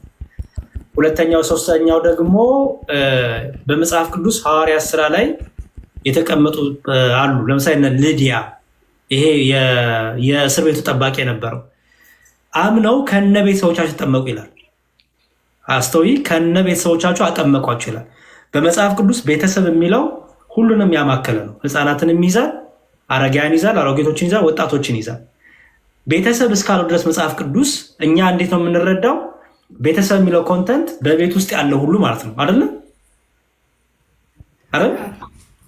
በቃ አሁን እኛ እንደ ፕሮቴስታንቶቹ እንደ ወንድሞቻችን አይ ቤተሰብ ሲል እኮ በቃ ሕፃናትም ላይኖሩ ይችላሉ ብለን አንወስደው። እኛ ቤተሰብ የሚለውን በሙሉ እንወስዶና ሕፃናት ሊኖሩም ይችላሉ፣ ሕፃናት ላይኖሩም ይችላሉ። ቤተሰብ ስለተባለ ሁለቱንም አንድ ላይ አድርገን ነው የምንወስደው። ለምን ቤተሰብ ብሎ አይደል ያስቀምጠው? ለምሳሌ ያሬድ ቤተሰቦችን ሰላም በልኝ ካልሽኝ፣ ያሬድ ቤተሰቦችን ሰላም በልኝ ካልሽኝ በቃ መርጬ ማለት ነው። ቆይ ሽማግሌው ይቅርበት፣ ቆይ አሮጊቷ ትቅርባት፣ አይ ቆይ ትንሽ ደግሞ እድሜ እያልክ ማለት ነው አይደል? ቤተሰብ ካልሽ በእኔ በቤቴ ጣራ የሚኖሩትን ሁሉ እያልሽ ነው አይደል? በቃ ስለዚህ ቤተሰብ ሁሉ ተጠመቀ ሲል በዛ ውስጥ በቤት ውስጥ የሚኖሩ ሕፃናትም የሚሆኑ አዋቂዎች የሚሆኑ ወደ ቤተክርስቲያን ተጨመሩ ማለት ነው። ከዛ የተነሳ ቤተክርስቲያን ወደ ቤተሰቡን ጠቅላላ በሚል ኮንቴክስት ስለምትረዳው ሕፃናትን ወደ ቤተክርስቲያን ትጨምራለች ማለት ነው። የተስፋው ቃል ቅድም ኮመንት የጻፉልሽ ነው። ሐዋርያት ሥራ ምዕራፍ 2 ቁጥር 38 ላይ ደግሞ ይህ የተስፋው ቃል ለእናንተ ብቻም አይደለም ለልጆቻችሁ ነው ተብሏል ማለት ነው። ኦኬ። ስለዚህ ይህ የመድኃኒት ተስፋው ቃል ለእኛ ብቻም አይደለም ለልጆቻችን ሁሉ የተሰጠ ነው። ከዛ አንጻር ሕፃናትን እናጠምቃለን ባጭሩ። ኦኬ፣ አነባለሁ፣ ቼክ አደርጋለሁ። በጣም አመሰግናለሁ። ጥሩ። በውስጥ የጻፍሽልኝ እመለከተዋለሁ። ችግር የለውም። እሺ ጥሩ። ፔስ ያለ አሁን ይሰማል? አሁን ቆንጆ ነው፣ ይሰማኛል በደንብ። ጥሩ። ቅድም ምሳሌ እየሰጠው ነበረ። ምን አይነት ምሳሌ ሰጠው መሰለ? ለምሳሌ አንተ ስትጠመቅ በአይን ይታያል አይደለም? አካላዊ ነው፣ በአይን ይታያል። ግን አዲስ ፍጥረት ስትሆን በአይን ይታያል? አዲሱ ሰው ስትሆን በአይን ይታያል? እሱ መንፈሳዊ ነው። ፐርፌክት። ልክ ያ አዲሱ ሰው የመሆን ለውጥ አሮጌውን ነገር ቀብረህ አዲሱን ተፈጥሮ መልበስ። ምክንያቱም ተለወጥክ አይደለ? ወደ አዲሱ ማንነት አይደል? በትክክል ስትለወጥ እጅ፣ ጥፍር፣ አይን ተለውጧል? አይለወጥም። ፊዚካል ቼንጅ የለም ማለት ነው። የለም። ሚስቲካል ቼንጅ ግን አለ። መንፈሳዊ ለውጥ ግን አለ አይደል? በቃ እኛም ተለወጠ ስንል ያንን ነው። ካህኑ ልክ ቆሮንቶስ ላይ አንደኛ ቆሮንቶስ ቅድም የሰጠው 10:16 ላይ እንደተቀመጠው ምን የሚለው የምንባርከው የበረከት ጽዋ ከጌታ ደም ጋራ ህብረት አለ አይደለም? ምን የምንቆርሶስ እንጀራ ከክርስቶስ ስጋ ጋራ ህብረት አለ አይደለም ይላል። አየው፣ ያን ህብረት ነው ሚስቲካል ቼንጅ ምን ነው። አየው፣ ያን ህብረት ነው መንፈሳዊ ለውጥ ምን ነው ወይም ሚስጢራዊ ለውጥ ምን ነው ማለት ነው እንጂ የፊዚካል ቼንጅ የለም። ወይኑ ወይንነቱን አይተውም፣ ህብስቱ ህብስትነቱን አይተውም። የፊዚካል ቼንጅ የለም። ይልቁንም ሚስቲካል ቼንጅ ሚስጢራዊ የሆነ መንፈሳዊ ህብረት ስላለ ከዛ የተነሳ ህብስቱን ህብስት ብላ አጠራው። ምን ብለህ ነው የምጠራው? የጌታ ስጋ ብለህ ጠራዋለህ። ጽዋውን ደግሞ ጽዋ ብቻ ብላ አጠራው። ይልቁንም ብለህ ጠራዋለህ የጌታ ደም ብለህ ጠራዋለህ። ልክ አንተ በጥምቀት በክቡር ስጋ በክቡር ደግሞ ስትታተም ምን እንደምትባል አዲሱ ሰው እንደምትባል ይኸው አዲሱ ሰው ትባላለህ። አሮጌው ሰው ተብላ አትጠራም። አዲሱ ሰው ትባላለህ። ሰው ያንን ሚስቲካል የሆነ መንፈሳዊውን ህብረት ለመግለጽ ተለወጠ የሚለው ቃል እንጠቀማለን እንጂ ወይኑ ወይንነቱን ለቆ ህብስቱ ህብስትነቱን ለቆ የፊዚካል ቼንጅ አለ እያልን አይደለም። ጥሩ ነው። የካህኑ ቡራኬ ማለት ነው አይደል? መጽሐፍ ቅዱስ ላይ እንዳለው ቆሮንቶስ ላይ እንደነገርኩህ የምንባርከው እንዳለ አየህ። ልክ ጽዋውን ያመጣሉ። ጽዋው ሲመጣ እኮ ወይን ነው። ህብስቱ ሲመጣ እኮ ምንድን ነው? ቂጣ ነው የሚያመጡት። ኦኬ፣ ከስንዴ የተዘጋጀ መጽሐፍ ቅዱስ ስለተቀመጠ ነው የምነግርህ። ያመጣሉ። ሲያመጡት ህብስቱ ህብስት ነው፣ ወይኑ ወይን ነው። ግን ልክ ሲባርኩት ግን ምን ያደርጋል? ጽዋው ወይም ወይኑ ከጌታ ደም ጋር ህብረት ያደርጋል። ህብስቱ ከጌታ ስጋ ጋር ህብረት ያደርጋል። ስለዚህ ምን ተብሎ ይጠራል? የጌታ ስጋ የጌታ ደም ተብሎ ይጠራል ማለት ነው። ሲባርኩት ነው። ኦፍኮርስ በእኛ ቤተክርስቲያን አብ ወልድ መንፈስ ቅዱስ የስላሴ ስም እየተጠራ ቅዳሴው ይጀመራል፣ ጸሎቱ ይደረጋል። መንፈስ ቅዱስ የዛን ሰዓት ይወርድና ምን ያደርገዋል? ህብስቱን ያከብረዋል፣ ጽዋውን ያከብረዋል። ምን ያደርገዋል ማለት ነው? መንፈሳዊ ህብረት ይኖረዋል። የጌታ ስጋ የጌታ ደም ሆኖ ይጠራል ማለት ነው። ቆንጆ ነገር ነው ያስረዳኝ መዝሙርዬ፣ መልሶልኛል። በጣም አመሰግናለሁ። ክብር ይስጥልን። አሜን። ፔሴ በርታ። እግዚአብሔር ከአንተ ጋር ይሁን። የምናግዝ ነገር ካለ ደግሞ አሳውቀኝ፣ እኔም ፎሎ ላርግህ እና እናወራለን። እንዳልኩ ግን ኮንፊዥኖችን አትፍጠር እሺ። ለአንተም አንደኛ ጥሩ አይደለም እንዳልኩ አቋም ይኑርህ። በቃ ማወቅ መማር ከፈለግ በጸጥታ ምክንያቱም የደህንነት ጉዳይ ስለሆነ ከማንም ጋር ላትጋባ በተቻለ መጠን ከማንም ጋር ለማንም ብለህ የምትክደው እምነት አይኑርህ፣ የምትክደው ትምህርት አይኑርህ። እንደዛ አይነት ነገር ለአንተም ለመንፈሳዊ ሕይወትም ሸካራ ነው የሚያደርግብህ። በጣም አፔንዳውን ነው የሚያደርግብህ። በቃ አቋም ይዘህ ለተማርከው ለጸናበት ትምህርት በዛ መጽናት አለብህ። እሺ ወንድም አለ ጥሩ ትክክለኛ መከር ነው የሰጠኝ። አመሰግናለሁ። እሺ ወንድሜ አሜን አሜን። እሺ ማን ነው ቀጥሎ? ጎንደሬ ቀድማው ለስ ኤዱ ጎንደሬው እኮ እኔ ተቀይሜ ያለው አንተን ግን ኤዱ ቀጥ ይሻል። እሺ ሰላም ከኔም ከእናንተም ጋር ይሁን። መምህር እንዴት አሉ? እግዚአብሔር ይመስገን። መምህር አይደለሁም እኔ ወንድምሽ ነኝ። ወንድሜ ካልሽኝ በቂ ነው፣ ወይ ዲያቆን ካልሽኝ በቂ ነው። እግዚአብሔር ይመስገን። እኔ አንድ ሁለት ጥያቄ ነው ነበረኝ። እሺ ስለ እመቤታችን ነው የምጠይቀው እና ድንግል ማርያም ከአዳም ከመፈጠሩ በፊት አስቀድማ በኢየሱስ ክርስቶስ ሕሊና ታስባ ትኖር ነበረ እና እሱን አነበብኩኝ፣ ግን የቱ ጋር እንደሆነ ላገኙ አልቻልኩም። እኔ አንድ በአባት ነው ሲያስተምሩ የሰማኋቸው እና ይሄ ነገር ቀላል ነው ላስረዳሽ ምን ማለት እንደሆነ። ለምሳሌ አንድ ጥቅስ ላንብብልሽ። ኦሪት ዘፍጥረት ላይ እንዲህ የሚል ቃል አለ። ኦሪት ዘፍጥረት ላይ ምዕራፍ 3 ላይ እንዲህ ይላል፣ ምን ይላል መሰለሽ? እግዚአብሔርም እንዲህ አለ ይላል። ቁጥር 10 ምዕራፍ 3 ከቁጥር 15 ከ16 አንብበልሽ። ምን ይላል?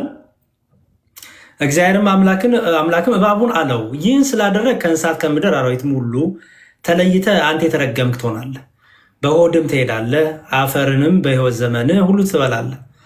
በአንተና በሴቲቱ መካከል በዘርህና በዘሯ መካከል ጠላትነትን አደርጋለሁ። እርሱ ራስን ይቀጠቅጣል፣ አንተም ሰኮናውን ትቀጠቅጣለህ። አሁን በደንብ ጥያቄን ስሚኝ። በአንተና በሴቲቱ መካከል በዘርህና በዘሯ መካከል ይህች ሴት ማናት? ከእሷ ደግሞ የሚወለደው ደግሞ እባቡን የሚቀጠቅጥ ነው እና እመቤታችን። አዎ፣ ምክንያቱም ዞሮ ዞሮ የእናቷ ሔዋን አባቷ አዳም አይደለም የሚሆነው። ለፍጥረቱ እናትና አባት ማን ናቸው? አዳምና ናቸው። ኦኬ። ስለዚህ አስቀድመ ታሰብ ነበር ሲል አንደኛው ምክንያት ይሄ ነው። ምን ለማለት መሰለሽ? እግዚአብሔር ዓለምን ለማዳን ሲያስብ ኦኬ፣ ዓለምን ለማዳን ሲያስብ አዳም እንደሚበድል እግዚአብሔር አያውቅም? ሄዱ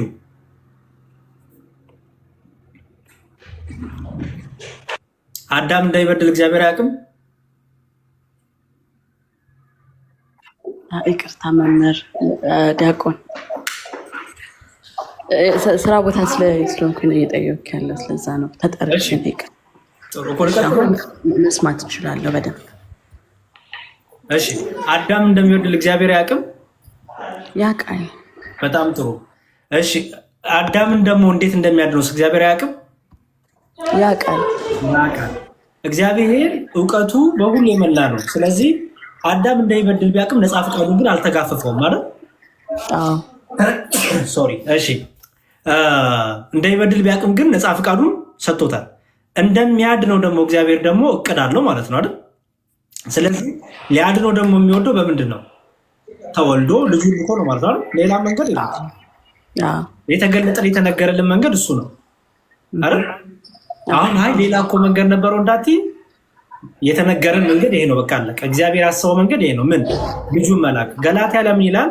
የዘመኑ ፍጻሜ በደረሰ ጊዜ ከሴት የተወለደ ልጁን ላከው ይላል። አይሹ? ስለዚህ አስቀድማ ትታሰብ ነበር ማለት ነው። እግዚአብሔር አዳም እንደሚበድል ያውቃል። እንዴት እንደሚያድነው ደግሞ ያውቃል። ሊያድነው ደግሞ የወሰነው በምንድን ነው? እነሆ ድንግል ጸንሳለች። ትንቢተ ኢሳይያስ ምዕራፍ 7 ላይ ራሱ ጌታ ምልክት ይሰጣችኋል ተባለ አይደለ? ምልክት ይሰጣል። ምልክት ናት። አስቢ፣ ምልክት ማለት ነው ትችያለሽ? እስቲ ታምር። ምልክት ማለት ታምር ማለት ከታምር ራሱ ይለያል። ምክንያቱም ታምራት ሊደጋገሙ ይችላሉ። ኦኬ። ምልክት ግን አይደገምም። ብዙ ምልክት የለም፣ አንድ ምልክት አይደል ያለው? አዎ። በቃ አንድ ምልክት ነው ያለው። ምልክት በቃ ይለያል፣ መለያ ነው። ገባሽ? የሚደጋገም አይደለም፣ የሚለይ ነው። አሁን ይህች ምልክት የሆነችበት ምክንያት ድንግል ማርያም ለምን ይመስልሻል? አንደኛ ልዩ የሚያረጋት በድንግልና መፀንሷ ነው።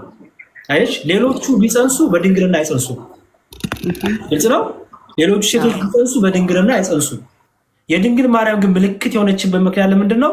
በድንግልና የፀነሰች ናት። በድንግልና ስለፀነሰች ምን ሆነች ማለት ነው? ምልክት ሆነች ማለት ነው። ገባሽ?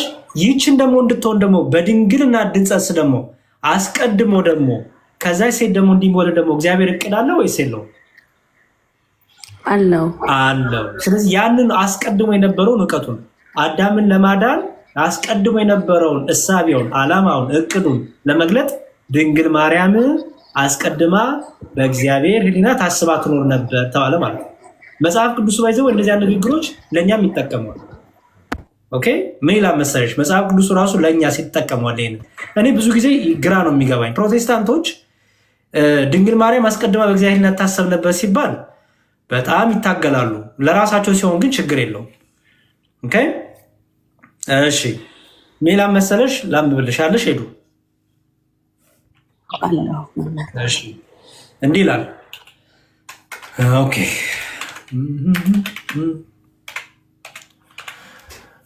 እሺ፣ ምን ይላል መሰለሽ?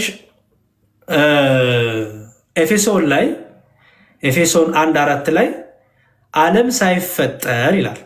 ዓለም ሳይፈጠር በፊቱ ቅዱስንና ነውር የሌለን በፍቅር እንሆን ዘንድ በክርስቶስ መረጠን ይላል። አጁ ዓለም ሳይፈጠር በክርስቶስ መረጠን ሲባል ምን ማለት ይመስላል ነው? በአንድ ልጁ ያው ክርስቶስን የሚለው አንዱን ልጁን ነው ወልድን ነው አይደለ? አይ ነው ዓለም ሳይፈጠር የሚለውን የፈለኩት። ዓለም ሳይፈጠር በፊቱ ቅዱስንና ነውር የሌለን በፍቅር እንሆን ዘንድ በክርስቶስ መረጠን ሲል ማለት ነው።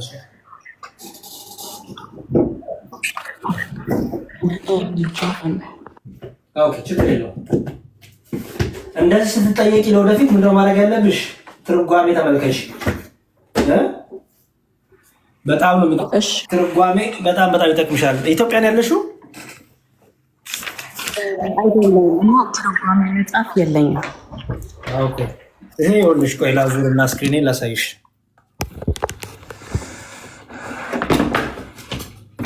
ይሄ መጽሐፍ ብታስልኪ በጣም ጥሩ ነው።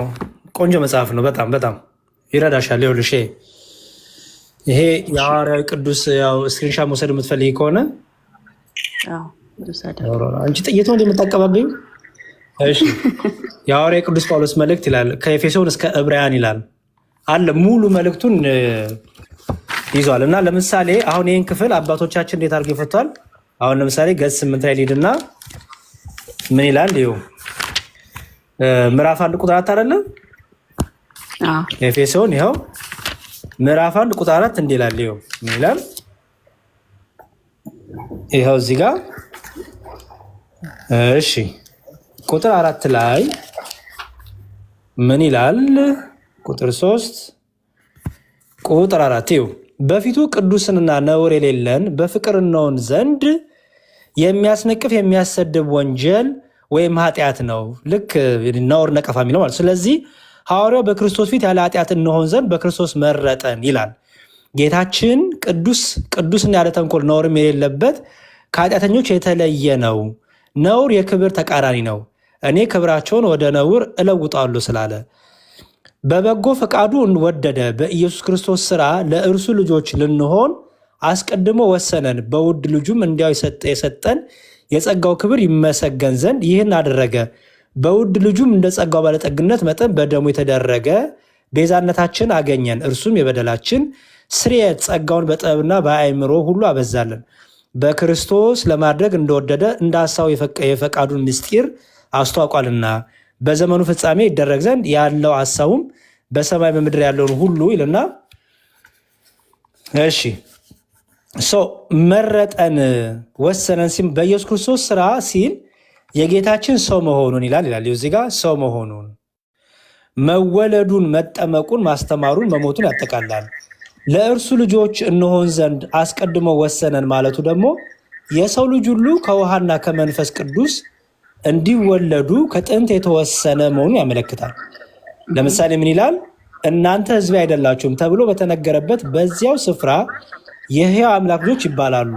ሆሴዕ 2:1 ውሃውንም እረጭባችኋለሁ እናንተም ትጠራላችሁ፣ ከርኩሰታችሁም ሁሉ ከጣዖቶቻችሁም ሁሉ አጠራችኋለሁ፣ አዲስም ልብስ እሰጣችኋለሁ ይላል።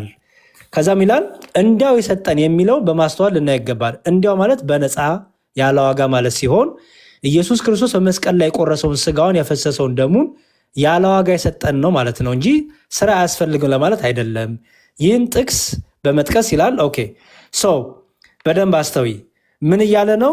አስቀድመን ተመረጥን ሲል ጸጋውን እኛን ለማዳን የነበረውን ፍቅሩን እኛን ለማዳን የነበረውን ያን ስራውን ድንቅ ስራውን እርሱ እኛ ሊታረቀን በውድቀታችን ይቅር ሊለን አስቀድሞ ማሰቡ ኦኬ። ምክንያቱም ከእግዚአብሔር የተሰወረ እውቀት የለም አይደል? ሁሉ በእግዚአብሔር ዘንድ ግልጥ ነው። ስለዚህ ከዛ አንጻር እኛን ለማዳን መውደዱን እኛን ለማዳን መፍቀዱን በልጁ ልኮ እኛን ለማዳን ማቀዱን መውደዱን መወጠኑን ማወቁን ለማሳየት አስቀድሞ አለ። እሺ ዓለም ሳይፈጠር ተመረጥን ነው። እሺ ስለዚህ ልክ ድንግል ማርያም ዓለም ሳይፈጠር በእግዚአብሔርና ታስባ ትኖር ማለት ነው። እግዚአብሔር አዳምና ልጆቹን ሊመልስ ሊያድን የሚፈልገው በልጁ ስለሆነ ልጁ ደግሞ በስጋ መገለጥ አለበትና ለእናትነት አስቀድማ የታሰበች የተመረጠች ናት ለማለት ነው። እሺ አመሰግናለሁ። አንድ ልጨምር ዲያቆን? እሺ እናታችን ቅድስት ድንግል ማርያም የአዳም እና የሔዋን በደል አግኝቷታል ልክ አሁን እንደኛ ወይስ የእሱ በደል እሷን አላገኛትም? እኛ በውርስ ኃጢአት አናምንም። እኛ የሚወረስ ኃጢአት የለም። ኃጢአት የሚወረስ አይደለም። ሹካና ማንኪያ ዱላ አይደለም። ኃጢአት የሚሰራ ነው፣ በተግባር የሚገለጥ ነው።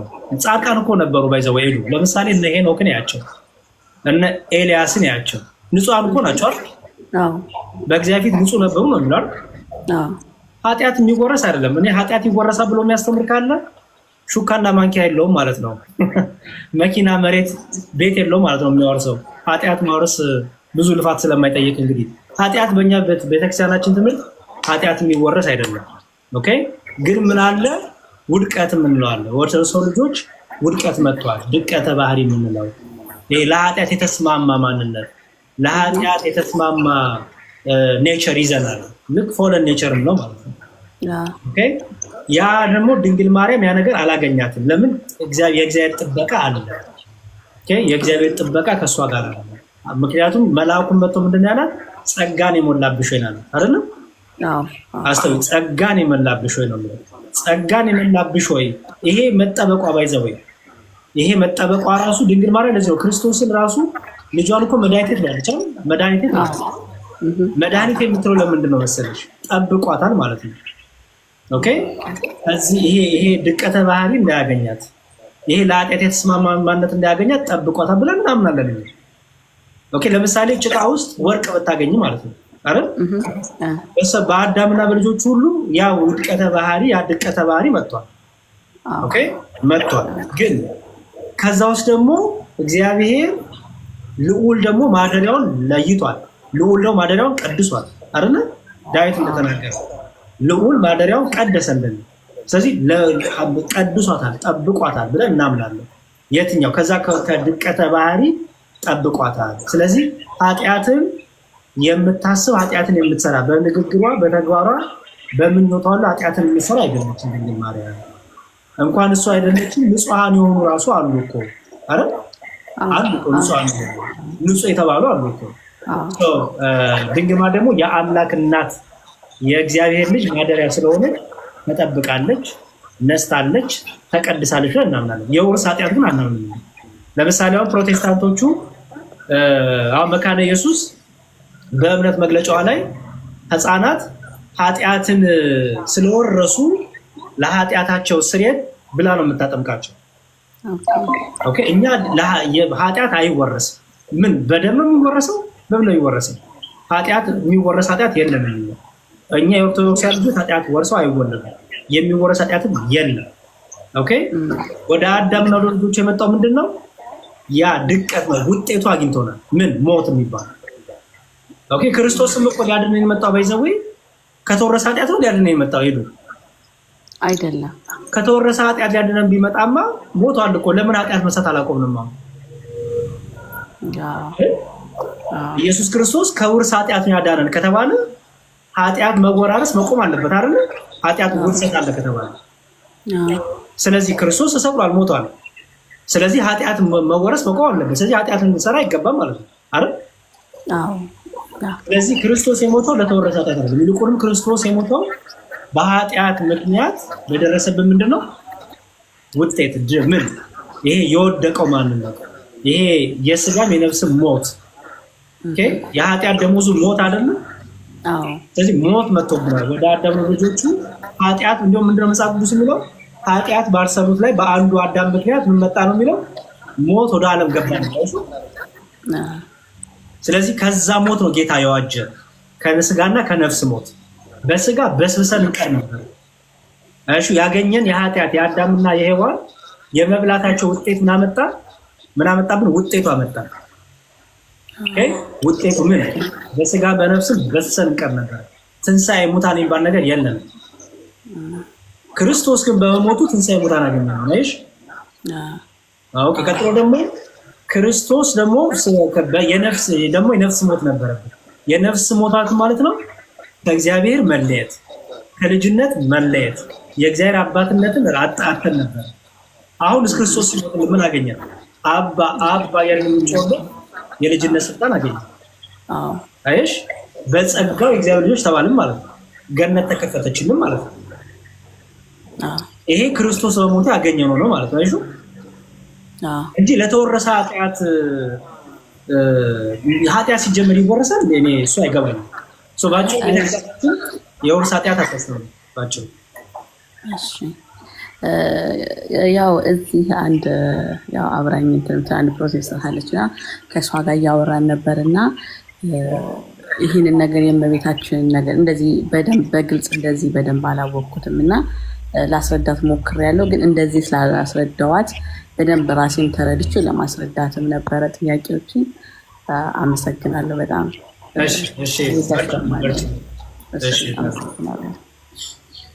እሺ ከታች ያላችሁ ፕሮቴስታንቶች ኃጢአት ይወረሳል ካላችሁ ነው አግቡ። ልጃችሁ የእናንተ ልጅ ኃጢአት ወርሶ ነው የሚወረደው ካላችሁ ግቡና አንድ ቁጥር ጻፉ። የሌሊት ሲወለድ ኃጢአት ወርሶ ነው የሚወለደው ካላችሁ ኑ ግቡ። ኃጢአተኛ ልጅ ነው የምወልደው፣ ልክ ስወልደው ኃጢአተኛ ልጅ ነው የወለድኩት የምትሉ ከሆነ ፕሊዝ ቢ ማይ ገስት ይላሉ ፈረንጆች። ቢ ማይ ገስት ይላሉ። እኔ ልጄን ስወልደው ኃጢአት ወርሶ አይወለድም። እኔ ሹካ ማንኪያ ነው የማወርሰው፣ ኃጢአት አላወርሰውም። ሹካ ማንኪያ፣ መኪናን፣ ቤት ምናምን አወርሰው ይሆናል፣ ኃጢአት አላወርሰውም። ኃጢአት ምንድን ነው?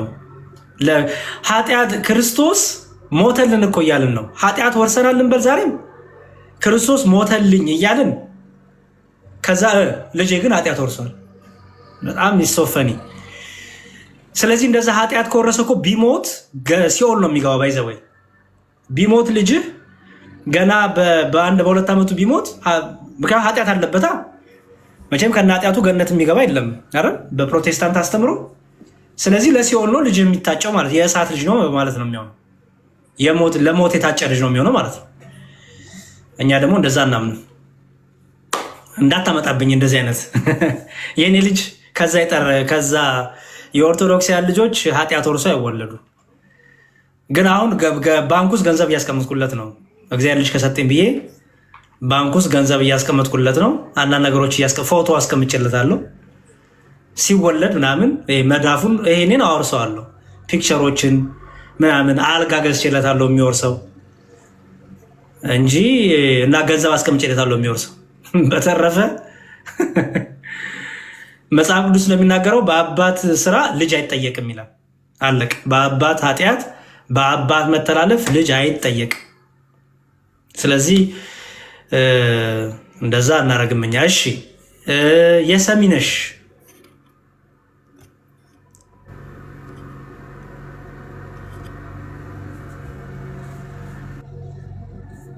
የሰሚነሽ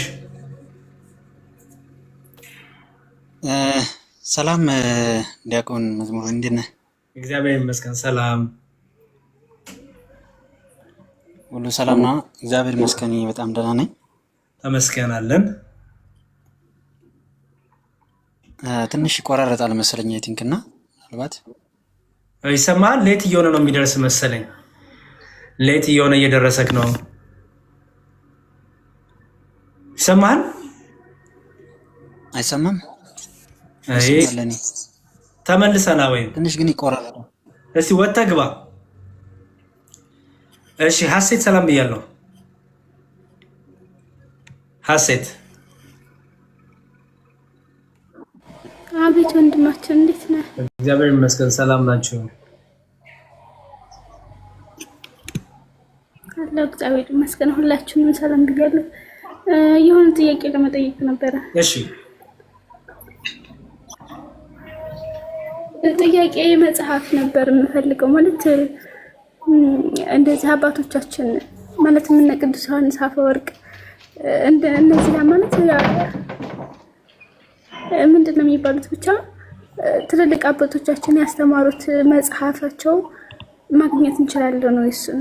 እና ደግሞ ፕሮቴስታንቶች እንትናቸው አለ መሰለኝ እንደዚህ የእምነት አባቶች የሚሏቸው ማለት ነው የእኛን አባቶች ከእነሱ እንዴት ነው የምንለያቸው? እነሱን ማወቅ ፈልጋለሁ።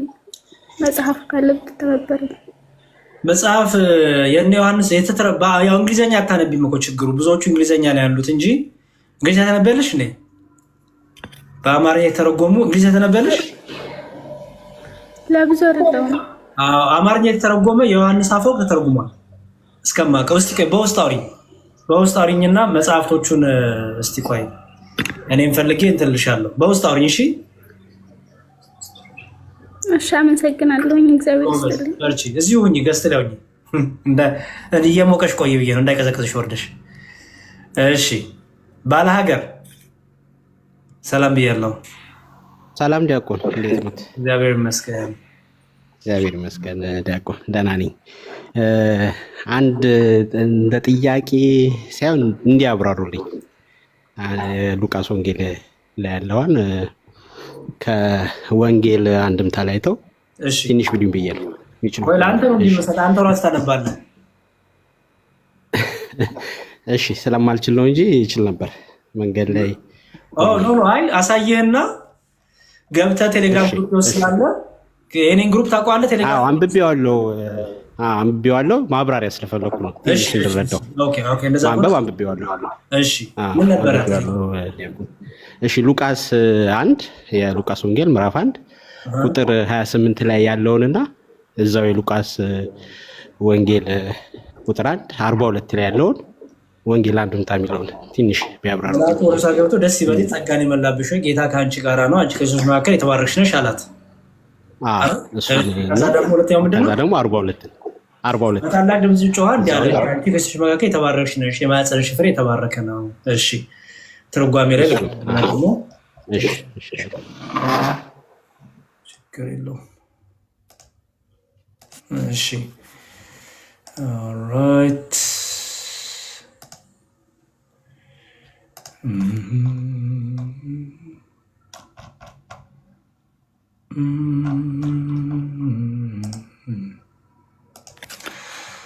እሺ ላዙር ካሜራዬንና ፍሊፕ ካሜራ ራይት ሉቃስ ወንጌል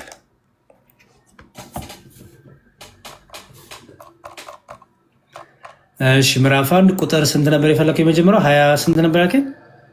28 እሺ እንዲህ ይላል 25 28 እሺ 28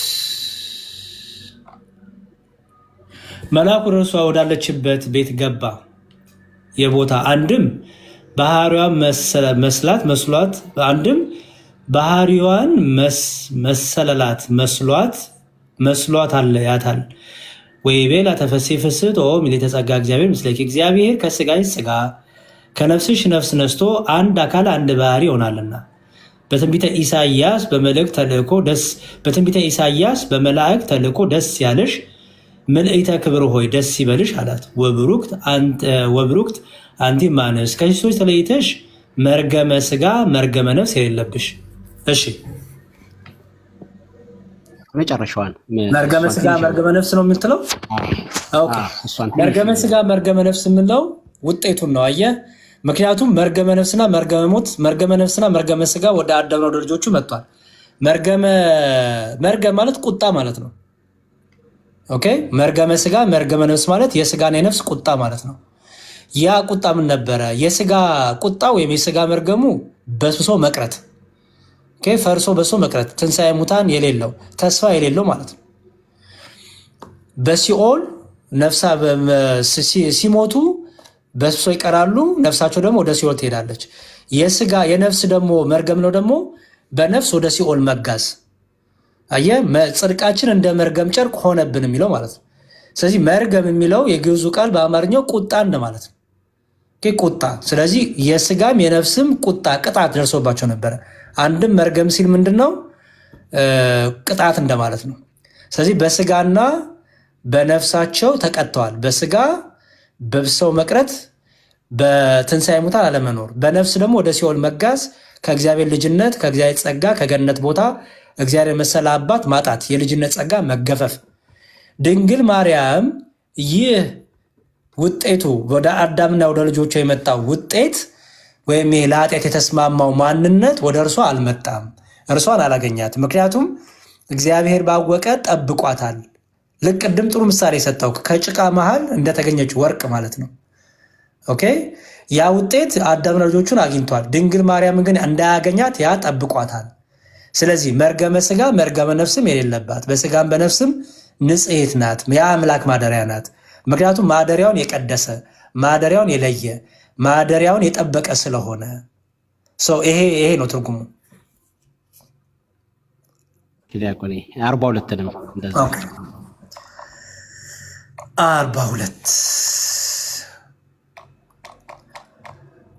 42 ደግሞ እንዲህ ይላል። እሺ ወመላ መንፈስ ቅዱስ ለአል ኤልሳቤጥ በኤልሳቤጥም መንፈስ ቅዱስ አደረባት ተለይቷትን ያውቃል ስራ አሰራት ሲል ነው። ኦኬ ይሄን የፈለከው ቃሏን ከፍ አድርጋ አሰምታ ተናገረችው። ወትቤ ብሩክ እሺ ወትቤ ብሩክ ታንቲ ማነስ ከሴቶች ተለይተሽ መርገመ ስጋ ቅድም ያልኩ ነው። በቃ ብሩክ ታንቲ ማነስ ታስተውል። ከሴቶች ተለይተሽ ተባረክሽ።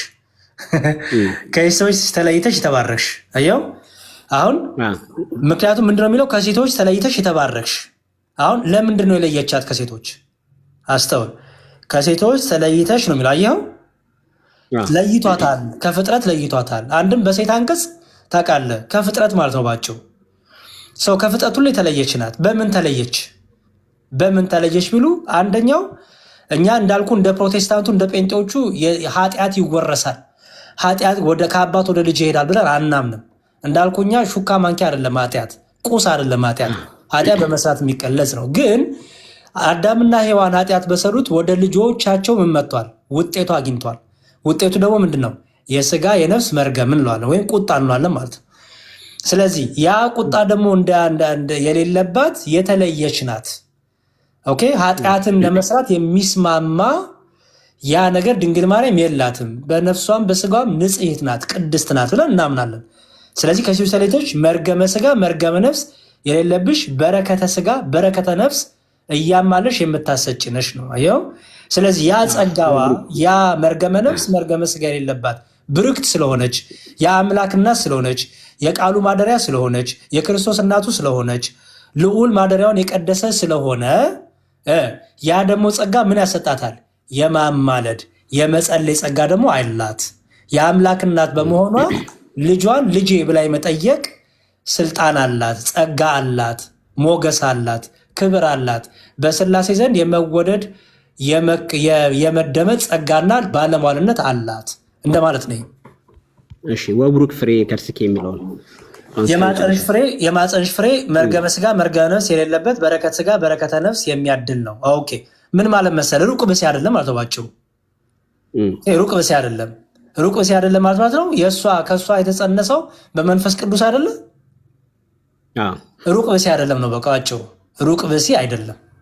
ከዛ በረከተ ስጋ በረከተ ነፍስ አዎ እንዴ ታዲያ የበረከት ሁሉ ምንጭ ነው ልጇ። ስለዚህ የማፀንሽ ፍሬ ብሩክ ነው ሲል ያው ቅድም ከላይ ሲያነቡልኝ መርገመ ነፍስ መርገመ ስጋ የሌለብሽ ሲላት ስጉ ቃሉንም ድንግል መነሻዋ ድንግል ነሽ ማለት ነው። አይደለም እሷን ነው እንዲገባኝ የፈለኩት። አይደለም ድንግል ማርያም ይኸውልህ በደንብ ስማኝ። ለምሳሌ መላእክት የከበሩ ናቸው አይደል? መላእክት የከበሩ የሆኑት ስላከበራቸው አይደል እንዴ? ሲፈጠሩ ራሱ አክብሮ ስለፈጠራቸው አይደል? በቃ የፍጥረት ሁሉ ክብሩ እግዚአብሔር ነው። ፍጥረት በራሱ ክብር የለውም። ይሄን ነው። ድንግል ማርያም በራሷ ክብር የላትም። መላእክት በራሳቸው ክብር የላቸውም። ፍጥረት ሁሉ ክብር የለውም በራሱ። ክብሩ ማን ነው? እግዚአብሔር። የድንግል ማርያም ክብሯ ልጇ ኢየሱስ ክርስቶስ ነው። ለዚህ ነው ምን ትለዋለች? አምላኬ መድኃኒቴ ትለዋለች እኮ። አየህ፣ ክብሯ ነው፣ ሞገሷ ነው፣ ውበቷ ነው ክርስቶስ። አምላኳም ነው ክርስቶስ። ደግሞ ምን ያረጋት ነው? የጠበቃት ነው። አየህ፣ የጠበቃት ነው፣ የቀደሳት ነውና አምላኳም ነው፣ መድኃኒቷም ነው፣ ጌታዋም ነው። ኦኬ። ስለዚህ የማህፀንሽ ፍሬ ብሩክ ነው ሲባል ማለት መሰለ የማህፀኗ ፍሬ ብሩክ ነው። እሱ የክርስቶስ ብሩክነት የባህሪው ነው። የድንግል ማርያም ብሩክነት የጸጋ ነው አይደል? አንተ የተባረክ ነህ ብለህ የጸጋ ነው አይደል? የክርስቶስ ብሩክነት የባህሪው ነው። ማንም አይሰጠው፣ ማንም አይቀመው። ኦኬ። ለምሳሌ ክርስቶስ ብርሃን ነው አይደል? እውነተኛ ብርሃን ነው። ኦኬ ሐዋርያት ደግሞ ብርሃን ይባላሉ አይደል? ይባላሉ። በጣም ጥሩ። አሁን ክርስቶስን ብርሃን ስትል ሐዋርያቱ ብርሃን ስትል ክርስቶስ ብርሃን ስትለው ማንም የማይሰጠው ማንም የማይቀመው አይደል? የሐዋርያቱ ብርሃንነትን ከማን የተነሳ ነው? ከክርስቶስ የተነሳ ነው። ግልጽ ነው።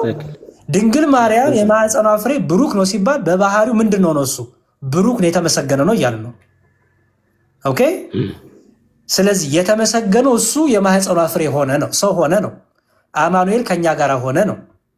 ግልጽ ነው እንጂ የእሱ ብሩክነት ከድንግል ማርያም የተጀመረ ነው እየተባለ አይደለም።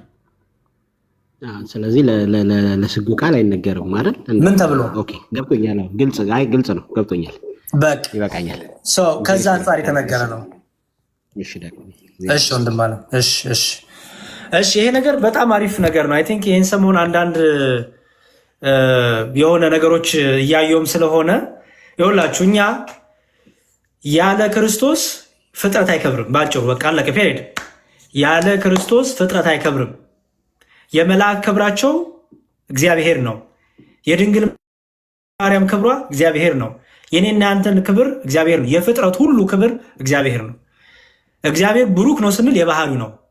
ብሩክ ለመሆን እግዚአብሔር የሚባርከው አይፈልግም። እግዚአብሔር ብሩክ ነው። አለቀ። ብሩክ ነው እግዚአብሔር በባህሪው ማንም የማይሰጠው ማንም የማይቀማው። የድንግል ማርያም ግን ብሩክት አንቲ እምአንስት ከሴቶች ሁሉ ተለይተሽ ተባረክሽ ስንል ምክንያቱ ማን ነው? ልጇ ክርስቶስ። ባራኪ አላት ማለት ነው። ባራኪ አላት፣ ያከበራት፣ የቀደሳት፣ የመረጣት፣ የለያት አላት፣ በጸጋ አላት ማለት ነው እንጂ በባህሪው አይደለም። በባህሪያችን እኛ እንደ እግዚአብሔር ባህሪ ምን አይደለንም። በባህሪያችን ብሩክ እንደዛ አይደለም። የባህሪ ብሩክነት የባህሪ ቅድስና ያለው እግዚአብሔር ብቻ አብ፣ ወልድ፣ መንፈስ ቅዱስ። እኛ በጸጋ ቅዱሳን በጸጋ ብሩካን እንባላለን ማለት ነው። ስለዚህ እዚህ ጋርም የማህፀንሽ ፍሬ ብሩክ ነው ሲባል ከእርሷ ብሩክነቱን ጀመረ ማለት አይደለም። ያ የእግዚአብሔር ልጅ ንጹሐ ባህሪ የሆነው የእግዚአብሔር ልጅ ከድንግል ማርያም ከስጋዋ ስጋ ከነፍሷ ነፍስ ነሳ እያል ነው ማለት ነው። ግልጽ ነው። ኮመንት ላይ መከራ የምትጨነቁ ፕሮቴስታንቶች ቤኪንም ጨምሮ ግቡና ጠይቁኝ፣ ቻሌንጅ አድርጉ። የውርስ ኃጢአት እናንተ ቤት ነው ያለው፣ እኛ ቤት የለም እኮ። ቅድም ተናገርኩ። የእምነት መግለጫ የመካነ ኢየሱስ ስም ማውጣት እችላለሁ። ህፃናትን የሚያጠምቁት የተወረሰ ኃጢአት አለ ብለው ስለሚያምኑ ነው። እኛ የምንዋርሰው ኃጢአት የለም። ናግባ ቤክዬ፣ ናግባ ወንድም አለም። መከራ ከምታይ ስልክም ከሚሞላብህ እየቀዳህ ግባና አንዳንዴ በድምፅህም ሞክር፣ ይጠቅማል። አዳም ኃጢአት የለም እያልክ ነው። የተወረሰ ኃጢአት የለም እያልኩ ነው። ኃጢአት እኔ ለልጅ ኃጢአት አላወርሰውም። ልጅ ኃጢአት ከኔ አወርስም። ከኔ ቅድም እንዳልኩት የኮሌጅ ፍራንክ ይወርስ ይሆናል። የዩኒቨርሲቲ ገንዘብ መኪና ከገዛውለት እና ሶፋ ምናምን ቴሌቪዥን አወርስ ይሆናል። ኃጢአት አይወረስም። ኃጢአት ይወረሳል ካልክ እሱ አንተና ልጅ ተነጋገሩበት፣ እኛን አይመለከትም። እሺ አንድም ንጹህ የለም ማለት ነው። ጥሩ። አንድም ንጹህ የለም ሲባል ኦኬ፣ እውነት ንጹህ የለም። ግን ሄኖክ ንጹህ አልነበረም? ኤልያስ ንጹህ አልነበረም? ንጹሃን አልነበሩም እንዴ? በእግዚአብሔር ፊት ንጹሃን እኮ ነበሩ። አንድም ንጹህ የለም ሲባል ምን ማለት ነው? ሄኖክ ኃጢአት ሰርቷል እያላችሁኝ ነው? ኤልያስ ኃጢአት ሰርቷል እያላችሁኝ ነው? ምን ማለት ነው? በመጽሐፍ ቅዱስ ንጹሃን ነበሩ እኮ ተብሎ ጽፎላቸው የተጻፉ ብዙ አሉ። በእግዚአብሔር ንጹሃን ነበሩ የተባሉ አሉ። ከዛ ደግሞ አንድም ንጹህ የለም ደግሞ ምን ማለት ነው? አላስረዳም። ገብተህ በኮመንት ሳይሆን በትምህርት መጀመሪያ አንተን ትምህርት ትነግረኛለህ። አሁን ፕሮቴስታንቶች አንድም ንጹህ የለም ሲባል ትነግሩኛላችሁ ገብታችሁ። ኦኬ፣ አንድም ንጹህ የለም ሲባል ምን ማለት ነው? የእናንተን ትምህርት ትነግረኛለህ፣ የኔን ትምህርት እነግርሃለሁ። ምክንያቱም በእግዚአብሔር ደግሞ ንጹሃን ነበሩ የተቀመጡ አሉ። ኦኬ፣ በእግዚአብሔር ፊት ደግሞ ንጹሃን ነበር የተባሉ አሉ። ጽድቃችን እንደ መርገም ተቆጠረ ብሏል። ምን ማለት ነው? አያችሁ፣ ምን ማለት ነው? አሉ ጽድቅ አለ፣ መርገም ግን እንደ መርገም ተቆጠረ ማለት ነው። በእግዚአብሔር ጻድቃን አልነበሩም ማለት ንጹሐን ነበሩ። ጽድቅ ነበረ፣ ጽድቅ ይሰራል። ጻድቃን ነበሩ፣ እግዚአብሔርን ደስ የሚያሰኙ ነበሩ፣ በፊቱ ንጹሐን ነበሩ። ግንስ ምን አላረጉም ነው? አስተውሉ። እግዚአብሔር ንጹሕ አላገኘም ሲል ማለት ነው እግዚአብሔርና ሰውን የሚያስታርቅ የተዘጋችውን ገነት የሚያስከፍት ኦኬ፣ በሞቱ ሞትን የሚገል ኦኬ፣ ትንሣኤ ሙታንን የሚያውጅ የዘላለም ሕይወትን የሚሰጥ አንድም ሰው አልነበረም ነው። አለቀ። ኦኬ፣ አንድም ሰው አልነበረም። ከማ ውጪ? ከኢየሱስ ክርስቶስ ውጪ። ከእግዚአብሔር ራሱ እኮ የታረቀን ባይዘው በመላእክት አይደለም፣ በነቢያት አይደለም። ራሱ የታረቀን ራሱ የታረቀን በልጁ። ለምን? እርሱ ምን ስለሆነ? ንጹሕ ባህሪ ስለሆነ። ኦኬ፣ ንጹሕ ባህሪ ያስፈልጋል። ንጹሕ ባህሪ የሆነ መስዋዕት ያስፈልጋል። በዚህ ጉዳይ ኮመንት ላይ ከምትጨናነቁ ቤኪም ገባ በለው ወንድሜ፣ ስልክም እንዳይሞላ በአንዳንዴ መቅዳታ አሪፍ ነው። ባይዘው እኔ አድናቂ ነኝ። በተለይ ቆራጭነትን ቆራጣጥ የምታረጋትን ነገር አድናቂ ነኝ። ሙሉ ነገሮችን ብታሳያቸው። እኔ ግን ህሊና እንዴት ይፈቅድልሃል ነው ቤኪ ወንድሜ። የምትቆራርጣቸውን ቪዲዮዎች አያለው ባይዘው እና ሙሉ ቪዲዮዎች አሉኝ። አንድ ቀን በደንብ አዘጋጅቻለሁ። ሙሉ ነገር አሳይብሃለሁ። ግን አንተ ራስህ ህሊና ይፈቅድልሃል ወይ ወንድም?